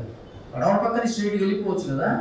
ఇలా వస్తున్నారంటే మీ దగ్గర ఇందులో కంపల్సరీగా మాడిఫైడ్ ఉంది, కరప్షన్ ఉంది, లేదా ఇటు రావాల్సిన అవసరం లేదు. సుప్రీంకోర్టు ఏ కండిషన్స్ అయితే పెట్టిందో మాడిఫైడ్ ఇంటెన్షన్ ఉండాలి లేదా చట్ట ఉల్లంఘన ఉండాలి. ఈ రెండు ఉన్నాయి మరి ఇందులో, రెండు ఉన్నాయి. ఈ రెండే కాదు, వీళ్ళు environmental impact assessment guide lines కానీ ల్యాండ్ ఎక్విజిషన్ మాన్యువల్ కానీ ఒక్కటంటే ఒక్కటి ఫాలో అవ్వలే. 100% ఇవి ఇల్లీగల్ మేలాడని చెప్పాను నేను. కనీసం ఒక్కటి నేను వాళ్ళు ఫాలో అవ్వాల్సినటువంటి 10 ప్రిన్సిపల్స్ నేను వాటి నుంచి తీసి నేను రాశాను. ఇందులో కనీసం ఒక్కటి ఫాలో అయ్యారా? ఒక్కటి కూడా ఫాలో అవ్వదు. పైగా తీర్థాల నుంచి ఆ కొదుమూరు దగ్గర 100 మంది దగ్గరికి పోయే సందర్భంలో ఒక చిన్న డిప్పు కూడా తీసుకున్నారు ఖమ్మం దగ్గర. ఎందుకు మళ్ళీ వంకర ఎందుకు తీసుకున్నారు అంటే ఒక రెండింటికి పోవాల్సిన అవసరం ఉంది. మళ్ళీ ఒక బంధువు ఉన్నాడు అక్కడ, ఆ బంధువు దగ్గరికి ఏంటిది ఎటు పెద్దకంటే పాము మెలకల్లాగా తిప్పేస్తే రూరట్ లేదు కదా. అందువల్ల ఏంటంటే ఇందులో దురుద్దేశం ఇన్వాల్వ్ అయినది, చట్ట ఉల్లంఘన కూడా ఉంది. అందుకోసం స్టే ఇవ్వాలని అడిగాను. లేకపోతే సుప్రీంకోర్టు అభిప్రాయానికి వ్యతిరేకంగా అంత ఈజీగా స్టే ఇవ్వరు. ఇది చెప్పడానికి నాకన్నా ముందు ఇదే హైకోర్టులో ఒక 4-5 అడ్వకేట్లు ఈ కేసులు వాదించి విఫలమయ్యారు. కారణం ఏంటంటే ఈ EME guidelines land acquisition manual చూడాలన్న సంగతి ఎవరికి తెలియదు, ఎక్కడ కనపడవాలి. అందువల్ల ఏంటంటే మళ్ళీ అట్లాగే మీరు చూడండి కదా అంటే 2021లో మొదటి నోటిఫికేషన్ ఇచ్చారు, ఇవాళ 2024 అలైన్మెంట్ 19లో ఫస్ట్ అది అప్రూవల్ అయింది, నోటిఫికేషన్ ఇచ్చారు కదా 2019 ఆగస్టు 19. ఈ 5 సంవత్సరాలు నిజంగా రైతులకి నరకం. 1-2 రోజులు కాదు, 5 సంవత్సరాలు. దాన్ని పర్మిషన్ తీసుకొని కన్స్ట్రక్షన్ చేసుకోవడానికి వీల్లేదా, అమ్ముకోవడానికి వీల్లేదా? 5 సంవత్సరాలు ఇట్లా నరకం పెట్టడం పద్ధతేనా? తర్వాత మీకు నేషనల్ హైవే చట్టంలో ఏముంటుంది అంటే మీరు ఒక నోటిఫికేషన్ ఇస్తే దాని జీవితకాలం 1 సంవత్సరం. 1 సంవత్సరం అయితే ల్యాప్స్ అయిపోతుంది. ల్యాప్స్ అయితే అందులో ఏముందంటే మళ్ళీ నోటిఫికేషన్ ఇచ్చుకోవచ్చు అన్నాడు. దయచేసి మీరు అందరూ ఆలోచించండి కదా అంటే ఒక నోటిఫికేషన్ 1 ఇయర్లో ల్యాప్స్ అయిపోయింది, అయిపోతే కావాలంటే మళ్ళీ నోటిఫికేషన్ ఇచ్చుకోవచ్చు అన్నారు కదా. అంటే మళ్ళీ నోటిఫికేషన్ ఇచ్చుకోవడం అంటే పేపర్ వాడికి ఇంకొకసారి అడ్వర్టైజ్మెంట్ ఫీజు పే చేయడమేనా? దానికోసం పెట్టామా ఇది? ఎందుకు ల్యాప్స్ అయిపోతుంది? ల్యాప్స్ అయిపోవడానికి గల కారణం ఎందుకు చెప్పారు అనేది దానికి మీనింగ్ ఉంటుంది కదా. అంతేనా 1 ఇయర్ అయిపోయినప్పుడల్లా పేపర్ వాళ్ళకి మళ్ళీ ₹1,00,000 ఫీజు ఇవ్వాలనే అట్లా ఇచ్చి ఎన్నిసార్లు వేసుకోవచ్చు? 50 సార్లు. అందువల్ల ఏంటంటే ఈ మళ్ళీ రెన్యూ చేయని నోటిఫికేషన్ ఇవ్వచ్చు అన్న దాని భావం కానీ దాని అర్థం కానీ అది కాదు. ఎందుకంటే 1 ఇయర్ మీరు చేయలేకపోయారంటే ఈ లోపల అనేక డెవలప్మెంట్స్ వస్తాయి అక్కడ. మనం అంతకన్నా ఎక్కువ కాలం అక్కడ ఉన్న రైతులను కానీ భూ యజమానులను కానీ మనం త్రిశంకు స్వర్గంలో ఎలాగేటో ఉంచలేము. ఇది ప్రాపర్టీ రైట్ కదా. రాజ్యాంగం ఆర్టికల్ 300A ప్రకారం ఏంటంటే ఆస్తి అనేది మనది రాజ్యాంగ హక్కు. అది మీరు వరుసనట్టు నోటిఫికేషన్స్ ఇచ్చుకుంటూ పోతుంటే కారణం ఏంటి? ఎందుకు నా ల్యాండ్ మీరు ఆ విధంగా డిస్ప్యూటెడ్ కింద పెట్టేస్తారు. అందువల్ల ఏంటంటే నేను అంటాను కదా అంటే మీరు రీనోటిఫికేషన్ ఇవ్వాలంటే రీసర్వే కూడా చేయాలి. ఎన్విరాన్మెంట్ క్లియరెన్స్ కూడా మళ్ళీ తీసుకోవాలి. మళ్ళీ రెండోసారి తీసుకోమని చెప్పింది ఎందుకు? వాడికి పేపర్ వాడికి డబ్బులు ఇస్తే ఇంతేనా? దానికోసం పెట్టింది రెన్యూ చేయమని. అందువల్ల అట్లా కాదు. రెన్యూ చేయాలంటే దానికి మళ్ళీ మీరు సర్వే చేయాలి, మళ్ళీ అందరికి ఇంటిమేట్ చేయాలి, మళ్ళీ టంక్ వేయాలి, మళ్ళీ పేపర్ నోటిఫికేషన్ ఇవ్వాలి, మళ్ళీ ఎన్విరాన్మెంట్ క్లియరెన్స్ సర్టిఫికేట్ తీసుకోవాలి, లోకల్ డెవలప్మెంట్స్ జరిగినాయి అనేది మళ్ళీ కలెక్టర్తో మాట్లాడుకోవాలి, లోకల్ రేట్లు ఏమన్నా భూములు రేట్లు ఎట్లా ఉన్నాయి అనేది మాట్లాడుకోవాలి. ఈ ఎక్విజిషన్ దాంట్లో మొట్టమొదటి కండిషన్ ఏంటంటే లోకల్ రెవెన్యూ ఆఫీసర్స్తో మాట్లాడుకొని, ముఖ్యంగా collector and RDO revenue records తీసుకొని, మీకు లోకల్ డెవలప్మెంట్ మాస్టర్ ప్లాన్ ఏమైనా ఉందా, ఇక్కడ భూముల రేట్లు ఎలా ఉన్నాయి, భూములు మనకి ఎక్వైర్ చేయడానికి దొరుకుతాయా, ఈ 3 విషయాలు వీళ్ళు కనుక్కున్న తర్వాత ముందుకు పోవాలి. మరి 2022లో కలెక్టర్ ఏమో నాకు తెలియదని రాస్తే 2019లో నువ్వు నోటిఫికేషన్ ఎట్టి ఇచ్చేవసరం? కలెక్టర్తో మాట్లాడుకున్నాక కదా నువ్వు ఇవ్వాల్సింది. అందువల్ల ఏంటంటే పుట్టింది హార్స్ బిఫోర్ ది కాట్ అని, మీరు బండి కన్నా బండిని గుర్రానికి ముందు పెడితే ఎట్లా అవుతుంది? అది బండి ముందు గుర్రాకాయ అట్లా ఏంటంటే ముందు వెనకది ముందుది చేసి వీళ్ళ తాపత్రయం ఏంటంటే తొందరగా ఏదో ఒకటి చేసుకొని దొంగవాడి ప్రయత్నం ఎట్లా ఉంటుంది? దొంగతనం అక్కడ తీరిక చేసి కాసేపు బ్యాకప్ అయిపోవడానికి తొందరగా ఇది పని పూర్తి చేసుకొని వెళ్ళిపోవాలి. దానికోసం వీళ్ళ హరిలో ఏంటంటే ఇన్ని తప్పులు చేస్తున్నారు. తర్వాత ఇది మనం గెలుస్తున్నామా లేదా ఇందులో ఉన్న వాళ్ళకి డబ్బు రావటం వల్ల లేట్ అవుతుందా? దయచేసి ఒక విషయం అర్థం చేసుకోండి కదంటే ఇది డబ్బుకు సంబంధించిన విషయం కాదు. ఇది ఎన్హెచ్ఏ వాళ్ళు దురహంకారంతో మోసపూరితంగా దీనిని దౌర్జన్యంగా మన భూములు లాక్కెళ్ళటం సహించడం మనకి అవమానపడుతుంది. రెండోది ఏంటంటే డబ్బులు ఇస్తే, ఈ కాంపెన్సేషన్ ఇస్తే వీటితో మళ్ళీ ఈక్వల్ ల్యాండ్ మనకు ఇంకో చోట వస్తుందా? మనకి ఎక్కడ రావాలి నిజానికి? మళ్ళీ ఇట్లా ల్యాండ్ ఇంకో చోట వస్తుందా? రాదు. ఈ లోపల అవసరాలు డబ్బులు ఖర్చు అయిపోతాయి. ఇది మీరు ఆర్థిక పరంగా చూసుకునే అంశం. అసలు దౌర్జన్యంగా తీసుకెళ్ళడం ఏంటనేది ఒక ప్రశ్న మనసులో రగిలేది. రెండవది ఏంటంటే దీని ద్వారా భయంకరమైన పొల్యూషన్ వస్తుందండి. నిజానికి కూడా ఏరియల్ డిస్టెన్స్ సుమారు 15 కిలోమీటర్ల వరకు చూసుకోవాలి. దగ్గర ఏమి హ్యూమన్ హ్యాబిటేషన్స్ ఉన్నాయి వగేరా అని. ఈ రోడ్డు పోతున్నది మున్సిపల్ లిమిట్స్ నుంచి నేను అనుకుంటా సుమారు ఒక 500 మీటర్లలో ఉందండి. అక్కడి నుంచి కలెక్టర్ ఆఫీస్ మహా అయితే 100 మీటర్లలో 100, వెంకటాయపాలెంలో 200-300 మీటర్ల దూరంలో ఉంది. ఈ ద్వారా పోయే హెవీ వెహికల్స్ ఉంటాయి చూసారండి, అందులో వచ్చే కార్బన్ మోనాక్సైడ్ కానీ లెడ్ కానీ ఇవన్నీ ఏంటంటే ఈ చుట్టుపక్కల ఉన్న గ్రామాల మీద వ్యాపిస్తాయి. కనపడదు వెంటనే ఈ రోజు ఎవరు చనిపోరు, కానీ బై లాంగ్ రన్లో ఏమవుతుందంటే వీళ్ళకి శ్వాసకోశ వ్యాధులు వస్తాయి, సైకలాజికల్ ఇష్యూస్ వస్తాయి, ప్రెగ్నెంట్ ఉమెన్ సఫర్ అవుతారు, అనేక రకమైనటువంటి సమస్యలు ముఖ్యంగా మన ముందు తరాల వాళ్ళకి. ఇది ఒక శాపం. ఇవాళ కనుక ఈ రోడ్డు గొడవ కనుక లేకపోతే 2019 నుంచి ఇప్పటికే 5 సంవత్సరాలండి. ఈ గొడవ కనుక లేకపోతే కొత్త కలెక్టరేట్ చుట్టూ నేను అనుకుంటా కొన్ని వేల బిల్డింగ్లు వచ్చాయి. దానివల్ల ఈ అభివృద్ధి కూడా అయిపోయింది. ఇప్పుడు తీరా రోడ్డు వచ్చిన తర్వాత ఏమవుతుంది? నష్టపోయిన వాళ్ళు నష్టపోతారు, ఆ పక్కన ఉన్నవాడు బ్రహ్మాండమైన బిల్డింగ్లు మళ్ళీ రెసిడెన్షియల్ కమర్షియల్ అన్ని కడతారు. మరి వాళ్ళందరికీ పొల్యూషన్ ఎఫెక్ట్ కదండి. వాళ్ళకి కాదు, అసలు ఖమ్మం మొత్తం పట్టణానికి వ్యాపిస్తుంది. ఇది మీరు చిన్న కూసుమంచికి బైపాస్ రోడ్డు కట్టి ఖమ్మానికి బైపాస్ రోడ్డు కట్టకపోవడం ఏంటండి? నేను అనేది అలైన్మెంట్ని వరంగల్ నుంచి విజయవాడ దాకా నేను మార్చమంటలే, తీరదాల నుంచి ఈ 100-110 దాకా మార్చండి. మెయిన్ కమర్షియల్ ఏరియాస్ ఏవైతే ఉన్నాయో దీని బైపాస్ ఇటు 10-15 కిలోమీటర్లు, ఇటు 10-15 కిలోమీటర్లు మారిస్తే మేజర్ సమస్య అయితే పోతుంది. అందువల్ల ఏంటంటే ఇది మనం ఒక డబ్బు రూపంలో చూసేది కాదు. నేను చెప్పిన దాన్ని బట్టి మీకు మన పక్షాన్ని న్యాయం ఉందని అనిపిస్తుందా లేదా? ఇన్ఫర్మేషన్ ఇవ్వకుండానేమో అబ్జెక్షన్ చెప్పండి అని అడిగారు. ఎవరు చెప్తారో అటు చెప్తారు. తర్వాత ఆ గైడ్ లైన్స్లో ఒక్కటంటే ఒక్క అంశం ఫాలో అవ్వలేదు. అందులో ఏముంటుందంటే వర్క్ ప్లేసెస్ దగ్గర నుంచి పోవద్దు, ఇది నాయిస్ సెన్సిటివ్ ఏరియాస్ అంటారు. ఇవాళ ఖమ్మం జిల్లా కలెక్టరేట్ అంటే అది కూడా రెవెన్యూ కోర్ట్. అది ఆ కోర్టు పక్క నుంచి పోతుంటే నాయిస్ సెన్సిటివ్ ఏరియానే కదా. ఆ పక్కనే ఉన్న కొత్తగా ఒక స్కూల్ ఒకటి కట్టారు, అది ఒక స్కూలే కదా, 3,000 మంది చిల్డ్రన్ ఉంటారు అందులో. కొత్తగా వచ్చిన మెడికల్ కాలేజ్ ఉంది, మెడికల్ కాలేజ్ పక్క నుంచి పోతుంది. వెంకటాయపాలెం మేజర్ టౌన్ పక్క నుంచి పోతుంది.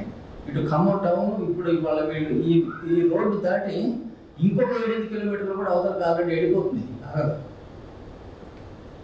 అందువల్ల ఏంటంటే ఇది భయంకరమైన పొల్యూషన్కి దారితీస్తుంది. It is not proper way ఊరు మధ్యలో నుంచి పోవడం అనేది. దీన్ని అందువల్ల మనం అడ్డుకోవాల్సిన అవసరం తప్పనిసరిగా ఉంది. ఒకవేళ ఇప్పుడు స్టే దీనికోసం ఇచ్చారు, నాకు స్టే ఇచ్చి ఇప్పుడు ఎంతకాలం అయింది? మొట్టమొదటి కేసులో ఇచ్చి 1 year అయింది, 1.5 years అయింది. ఇంతవరకు వాళ్ళు దానికి కౌంటర్ వేయలేకపోతున్నారు. అందువల్ల ఇప్పుడు వచ్చింది, మరి ఇప్పుడు ఏమైనా పోతుందా అంటే ఇప్పుడు 1-2 కాదు, ఎంతమంది వేసాం? ఏకే రామారావు ఉషారాణి ఇద్దరు, కొల్లపాటి రామారావు శారద ఇద్దరు. ఇప్పుడు మనం ఆర్డర్ వచ్చిందేమో 29 మంది. ఇంకొకటి ఉంది 9109, అది ఇంకొక 1 week అది కూడా స్టే వస్తుంది. 29, 17, 46, అంతకుముందు 4, 50 మందికి స్టే వచ్చింది. ఈ 50 మంది జాగా వదిలిపెట్టి ఎక్కడ చేస్తావు సర్వే? అందువల్ల ఏంటంటే ఇంకా ఎవరైనా వీలైన వాళ్ళు ఎవరైనా ఉంటే ఇంకా మిగతా అందరూ కూడా వేసి స్టే తెచ్చుకోవడం అనేది మంచిది. దయచేసి అందరినీ ఎంకరేజ్ చేయండి. అయితే వేసిన వాళ్ళకి కంపెన్సేషన్ రాదా అంటే వాళ్ళకి ఎప్పుడైనా విత్డ్రా చేసుకుంటే వాళ్ళ చేతిలో పని కదా, అక్కడ చెప్పే పని లేదు. ఇక్కడ కంపెన్సేషన్ తీసుకుంటే విత్డ్రా అయినట్టే. వాళ్ళు విత్డ్రా డ్రా చేసుకోదలుచుకుంటే తీసుకుంటే అంతటితో అయిపోయినట్టే. తర్వాత కాంపెన్సేషన్ విషయంలో కూడా ఏంటంటే వాళ్ళు కొన్ని ముందుగానే మీకు ఇంతే వస్తుంది అని చెప్తున్నారు. కానీ ఏంటంటే మీకు గుర్తుంటే 2018లో కొత్త కలెక్టరేట్ కోసం వెంకటాయపాలెం దగ్గర ఎకరానికి 1 కోటి రూపాయలు ఇచ్చారు. కలెక్టర్ గారు ఆయన రాసిన లెటర్ ఈ మాట రాశారు. 2018లోనే 1 కోటి రూపాయలు ఇవ్వాల్సి వచ్చింది, ఇది చాలా కమర్షియల్ ల్యాండ్, ఇటు పోతే మీకు కాస్ట్లీ అవుతుందని కూడా రాశాడు.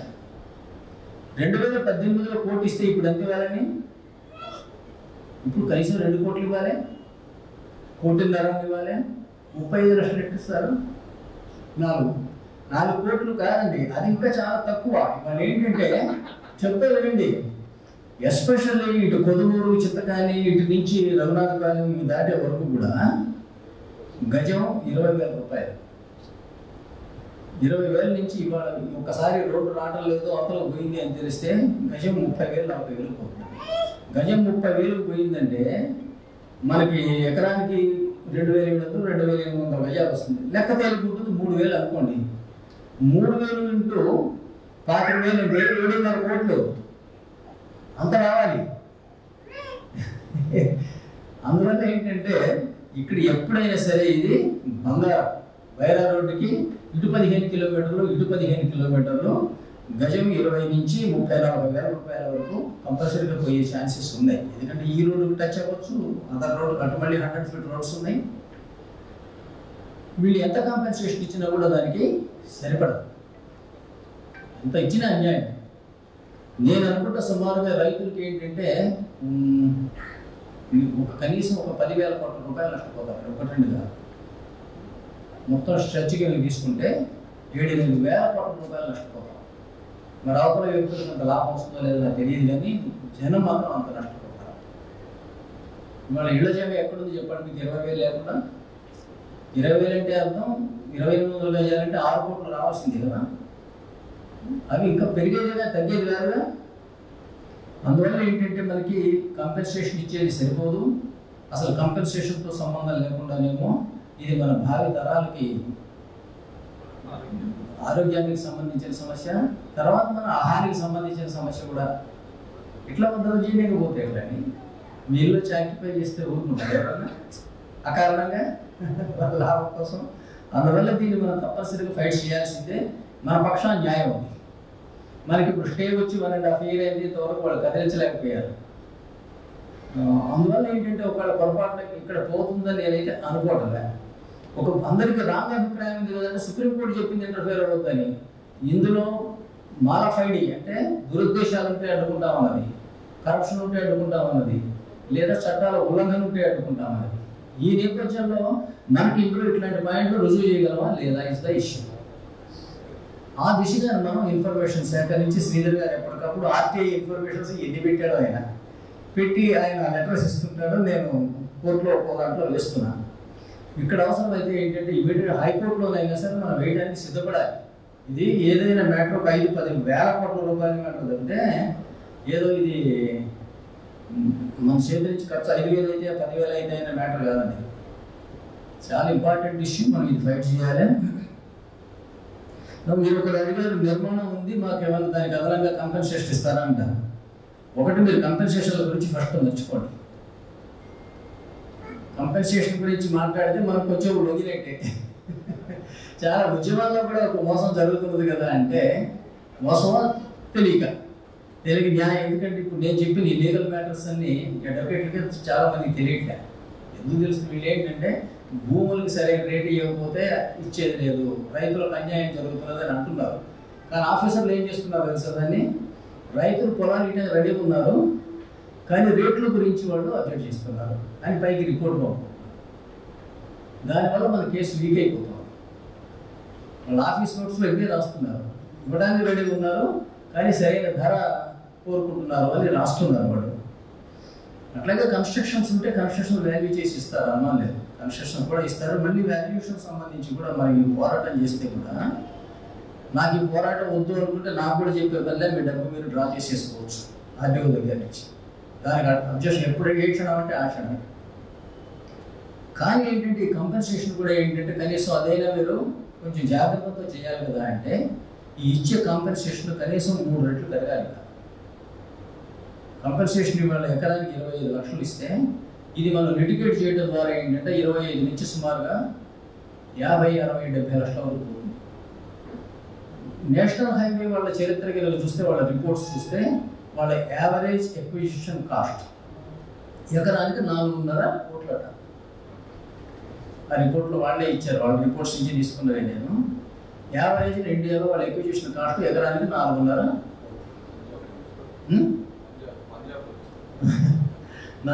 కోట్లు యావరేజ్. అందువల్ల ఏంటంటే మన అమాయకులు చేసి పొలిటీషియన్స్, ఆఫీసర్స్ వగేరా వగేరా భయపెట్టి బతిలాడి ఏదో ఒకటి చేసేస్తే ఏంటంటే దయచేసి దానికి లొంగకండి. అసలు ల్యాండ్ ఏమో ఇవ్వాల్సి వస్తే కంపెన్సేషన్ అనేది మాత్రం వీళ్ళు ఇచ్చేదానికి మనం 10 రెట్లు కోరాల్సిందే తప్పనిసరిగా. నిజంగా అన్ని చోట్ల ఇస్తున్నారు కూడా. మంత్రి గారు నేను కలెక్టర్ గారికి చెప్తాను, మీరు అందరూ కలవండి అని చెప్పారు. మీకు మంచి కంపెన్సేషన్ ఇది అప్పుడే స్టార్ట్ అయ్యింది. అది ఏదో సినిమాలో ఉంది కదా, తిడతాడా పోడతాడా ఈయన మనకి ఏం చేస్తున్నాడా కీడి చేస్తున్నాడా అట్లా ల్యాండ్ ఏమంటే రేటుకి తీస్తా పోండి అంటే. అందువల్ల ఏంటంటే అది ఎవరు మెహర్బానీ అవసరంలో వీళ్ళ మెహర్బానీ వల్ల మేలు జరగదు. సరిగ్గా లీగల్ ఫైట్స్ ఇంత దూరం వచ్చింది కదా అంటే ఇప్పుడు ఇంకా మొహమాటాలు కావలేదు. ఎవరికో లీగల్గా ఉంది, అందరూ కోర్టు హెల్ప్ చేయడానికి సిద్ధంగా ఉంది. కంపెన్సేషన్ డిసైడ్ చేయడంలో ఏంటంటే నిజంగా కూడా కలెక్టర్ది మేజర్ పాత్ర. మంత్రులు చెప్తే ఆయన వింటాడు కూడా. అందువల్ల వాళ్ళు కొంత హెల్ప్ చేయగలరు. కానీ వీలైనంత వరకు ఎట్లా ఉందంటే అది వీళ్ళకు కూడా కొంత మేలు చేసినట్టు కనపడితే చాలు. మేలు చేయడం కాదు, చేసినట్టు కనపడితే చాలు. కనపడదు. 15 లక్షలు 21 అయితే కావచ్చు.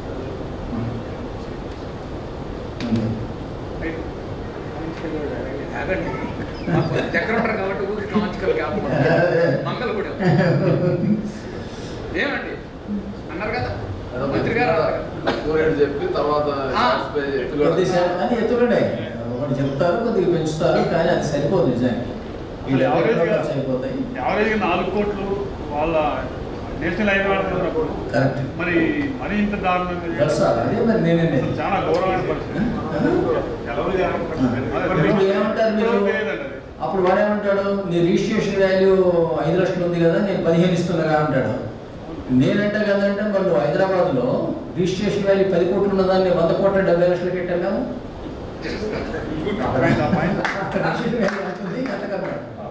అందువల్ల ఏంటంటే రిజిస్ట్రేషన్ వాల్యూకి మార్కెట్ వాల్యూకి సంబంధము లేదు. ఇవి మనం కంపల్సరీగా ముందుకు తీసుకెళ్లాల్సిన అవసరమే. సార్ చిన్న రిక్వెస్ట్, వెంకటాపాలెం ఫ్లాట్స్లో కూడా వాస్తవంగా లేదా లా వయలేషన్ ఉంటాయి, 2 ఉన్నాయి కాబట్టి ఇంటర్ఫేర్ అవ్వాలని కోర్టు చెప్పినట్టు ఏం దాన్ని లేదే మనకి ఇప్పుడు 2 సంవత్సరాల పాటు 1.5 year బట్టి స్టే నిలబడతాం. ఇదే ఫైట్ చేస్తాం.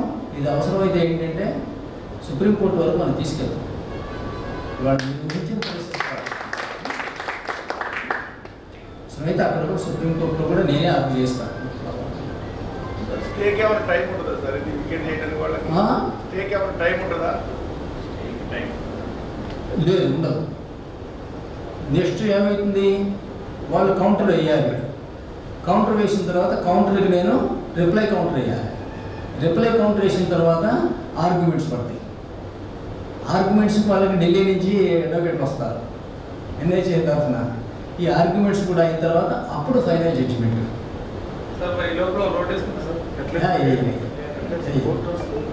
తర్వాత మీకు ఇంకొక నేను గమనించిన విషయం చెప్తాను. ఇందాక శ్రీధర్ కూడా చెప్పాను. వీడు ఎన్విరాన్మెంటల్ క్లియరెన్స్ తెచ్చారు కదా, ఆ తెచ్చింది ఆ ఇచ్చినోడు ఏంటంటే ఒక మిస్టేక్ ఇంప్రెషన్తో ఇచ్చాడు ఈ ప్రాజెక్ట్ గురించి. ఈ ప్రాజెక్ట్ ఇందాక మీకు చెప్పే కేటగిరీ ఏ ప్రాజెక్ట్ అన్నా 30 కిలోమీటర్ల దాటితే రూల్స్ వర్తిస్తాయని. కానీ ఆయన ఏం చేశాడంటే కేటగిరీ బి ప్రాజెక్టు అంటే 100 కిలోమీటర్లు దాటితేనే వర్తిస్తాయి ఇవన్నీ అని ఆయన ఇది 100 కిలోమీటర్లు దాటితే వర్తిస్తాయి ఇలాంటి రూల్స్ అని వగైరా ఆయన నోట్స్ అంతా రాసి ఎన్విరాన్మెంటల్ క్లియరెన్స్ ఇచ్చాడు. అంటే అర్థం మిస్టేక్ చేసినట్టేనే లేదా? ఇది కేటగిరీ ఏ ప్రాజెక్ట్ అనేది ఆయన గుర్తించలే. అందువల్ల ఏంటంటే ఆ ఇచ్చిన ఈసీ అనేది చెల్లదు అనేది ఈ వారంలో అది కూడా కోర్టులో అయిపోతుంది. అసలు అతనికి ఈ ప్రాజెక్ట్ ఏంటో తెలియకుండా అతను ఈసీ ఇవ్వటం ఏంటి? ఎన్విరాన్మెంటల్ క్లియరెన్స్ దాని మీద మీటింగుల్లో 100% వ్యతిరేకించినా కూడా చెప్తున్నా కదండి. ఈ మ్యాటర్స్లో ఏంటంటే లాయర్స్ అందరం ఫెయిల్ అవుతున్నారండి. కారణం ఏంటంటే ఈ చట్టాలు ఎదిగితేనేమో చట్టాలు లేవు. ఇవన్నీ వీళ్ళు రాయించుకున్న గైడ్లైన్స్లో ఉన్నాయి. ఈ గైడ్లైన్స్ ఎలా రాశారంటే administrative staff college of India Hyderabad వాళ్ళ చేత మినిస్ట్రీ వాళ్ళు తయారు చేయించుకుని వాళ్ళ డిపార్ట్మెంట్ అన్నిటికీ సర్క్యులేట్ చేసుకున్నారు.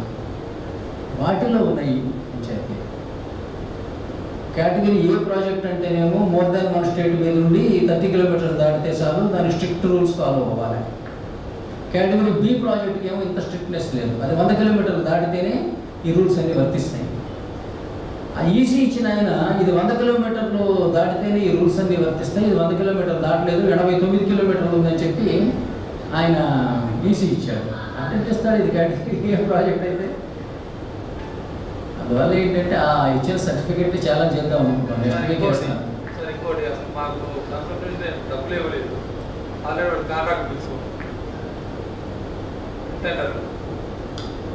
అయితే ఈ స్టేజ్లో ఈ స్టేజ్లో ఆగుతున్నారు సార్. ఎంత మోసం చేస్తుందంటే 2020లో నేను మా అబ్బాయి కలిసి ఎన్హెచ్ఏ ఆఫీస్కి వెళ్ళాము హైదరాబాద్లో. వాళ్ళ రీజనల్ ఆఫీసర్లో కలిసాము. ఇదేంటి సార్ ఊరు మధ్యలోంచి పోతుంది ఇట్లా పోవడం ఏంటి? గ్రీన్ ఫీల్డ్ అంటే ఇక్కడ మీరు 1000 గజాలు కొనాలంటేనేమో గజానికి 15,000 పెట్టినా 1,500,000, మీరు బయటికి పోతే 5 ఎకరాలు వస్తుంది. అనుకోవడం మీకు చీప్ కదా, ఇక్కడి నుంచి తీసుకెళ్ళడం ఏంటని. అరే బాబు మరి మీరు లేటుగా వచ్చారండి. ఇప్పుడు వచ్చారండి ఆల్రెడీ 3D కూడా అయిపోయింది. ఇప్పుడు మనం ఏం చేయలేము. 2020లో 2024 ఇప్పుడు కూడా కావాలి. ఎంత మోసం అంటే వీళ్ళ టెక్నికల్ టర్మ్స్ ఏంటంటే మన రైతులకి సామాన్యులకి వెంటనే అర్థం కావు. వీళ్ళు 3A అయిందంటాడు, 3D అయిందంటాడు, 3G కూడా ఇచ్చేసామంటాడు, DPR కన్సల్టెంట్స్ అంటాడు. ఇవన్నీ ఏంటి కన్ఫ్యూజన్ మనకు అర్థం కావాలి. చేసి వాళ్ళు ఇట్లా కన్ఫ్యూజ్ చేస్తున్నారు. కానీ 2020లో పోయినప్పటికే మీరు లేట్కి వచ్చారు, చాలా లేట్ అయిపోయింది, ఇప్పుడు అంతా అయిపోయింది, 3D కూడా ఇచ్చేసామన్నాడు. ఇంకా మీకు వెంకటాపాలంటూ కొద్దిగా సైడ్ తరువు 3D ఇవ్వలే. 3A ఇచ్చిందే February 24లో ఇచ్చారు థర్డ్ టైం. కానీ మేము పోతే 2020లో చెప్పాడు మొత్తం అయిపోయింది, ఇప్పుడు ఏం చేయలేదు. కాబట్టి మీరు కూడా కొత్తగా వచ్చే రోడ్ల మీద ఎక్కడైనా ల్యాండ్స్ కొనుక్కోండి, సంపాదించుకోండి, అంతేగాని ఇందులో ఏం చేయలేమన్నాడు. ఇది ఏంటంటే ఒక వెస్టెడ్ ఇంట్రెస్ట్ తోటి వీళ్ళు ఒక కమిటీ చేస్తున్నారు తప్పితే అందువల్ల మనకు సరైన సమాధానం ఇవ్వట్లేదు. మనం శ్రీధర్ ఏం చేశాడు, అక్కడికి రీజనల్ ఆఫీసర్కి పెట్టాడు. ఒక పర్టికులర్ ఇన్ఫర్మేషన్ కావాలని పెట్టింది రీజనల్ ఆఫీసర్కి. రిప్లై ఎవరు ఇచ్చాడు తెలుసండి? ఇక్కడ ప్రాజెక్ట్ ఆఫీసర్ యూనిట్ 1 ఇచ్చి మీరు అడిగిన ప్రశ్న నా పరిధిలోనికి రాదు అని. అసలు ఎవరు అడిగాడు నేను నీ పరిధిని? నేను అడిగిన రీజనల్ ఆఫీసర్ అడిగితే వాళ్ళ పరిధిలోకి రాదా? నేను ఆయనకి పెడితే ఈ రిప్లై ఇవ్వడం నా పరిధిలోకి రాదని అంటే ఏంటంటే అంత తప్పుదో పట్టించే వ్యవహారం. మళ్ళీ మీరు మళ్ళీ అప్లికేషన్ పెట్టుకోవాలి ఎవరి దగ్గరికి పోతుందా అని. చూద్దాం, మన కష్టం కాబట్టి మనం ఫైట్ చేద్దామని అనుకుంటున్నాం. ఇది కోర్టు చేసేది కాబట్టి నేను ఫలానా హామీగా చెప్పలేను, కానీ నా ఉద్దేశం ఏంటంటే మాత్రం ఇందులో 100% అన్యాయం ఉంది, 100% ఇల్లీగాలిటీ ఉంది. అందువల్ల ఇది మనం సరైన ఫైట్ చేస్తే ఇది గెలిచే అవకాశం ఉందని నేను భావిస్తున్నాను. Thank you. నిర్వాసితుల తరపున ఇంకా చాలా నిర్వాసితులు అయ్యే అవకాశం ఉంది జిల్లాలో. మనమే కాదు, వాస్తవంగా మనం పార్లమెంట్ ఎన్నికలకు ముందే ఒక యాజిటేషన్లకు పోతే కొద్దిగా గవర్నమెంట్కి కూడా తలనొప్పిపోయింది. మనతో కొద్దిగా పద్ధతిగా చర్చలు జరిగే అవకాశం ఉంటుంది అనుకున్నాం. అసలు రకరకాల కారణాల నుంచి ముందుకు పోలేకపోయినాం. ఇప్పుడైనా మనం ఆలోచించాల్సింది ఏంటంటే అందరం సమిష్టి ఆలోచనతో మెజార్టీ అందరూ రాకపోవచ్చు కానీ కనీసం 80%, 90% అందరం ఒక అభిప్రాయంతో ముందుకు సాగితే న్యాయం గెలవడానికి అవకాశం ఉంది. ఎందుకంటే ఏ వైపు చూసినా, లీగల్గా చూసినా, మానవత్వం వైపు చూసినా మనం చేసే ఆర్గ్యుమెంట్లు చాలా పర్ఫెక్ట్. ఫస్ట్ నుంచి వాస్తవంగా 4 సంవత్సరాల నుంచి ఈ రోడ్డు ఆగుతుంది అంటే మనం చేసిన పోరాటం. ఎక్కడ పొలంలో సర్వేకి వస్తే అక్కడ ప్రధానంగా రైతులు 10 మంది అయినా, 20 మంది అయినా, 100 మంది అయినా, కొన్ని సందర్భాల్లో 100 మంది అయ్యారు, కొన్ని సందర్భాల్లో 10 మంది అయ్యారు, కొన్ని సందర్భాల్లో 5-6 కూడా దాన్ని ఆపే ప్రయత్నం చేసి ఇచ్చేసిన మూలంగా ఆగింది. భవిష్యత్తులో కూడా చేయాలి. ఎట్లా ఉంది అంటే మొన్న ఏరుకూరు మండలంలో 100 ఎకరాలు నోటీస్ లేదండి, కాలువ అడ్డంగా తవ్వేశారు. ఇప్పుడు మీరు అందరూ నిన్న మొన్న చూస్తుంటారు, ట్రయల్ రన్ నడిచింది. ఆగస్టు 15 నీళ్ళు వదులుతున్నారు గోదావరి దగ్గర. పాలేరు పోయి ఏరుకూరు అవతల గోపాలపేట దగ్గర ఎన్ఎస్పి కాలువకు లింకు చేస్తున్నారు. 110 ఎకరాలు ఎలాంటి నోటీస్ లేదు. ఒకటే మాట చెప్తున్నారు, పోయి మీ కాళ్ళు పట్టుకుంటూ మీరు ఏం మాట్లాడబాకండి రైతులకి. రేపు మనకి కూడా అనవచ్చు, బహుశా గారిని పిలిస్తే అదే మీరు ఆగండి,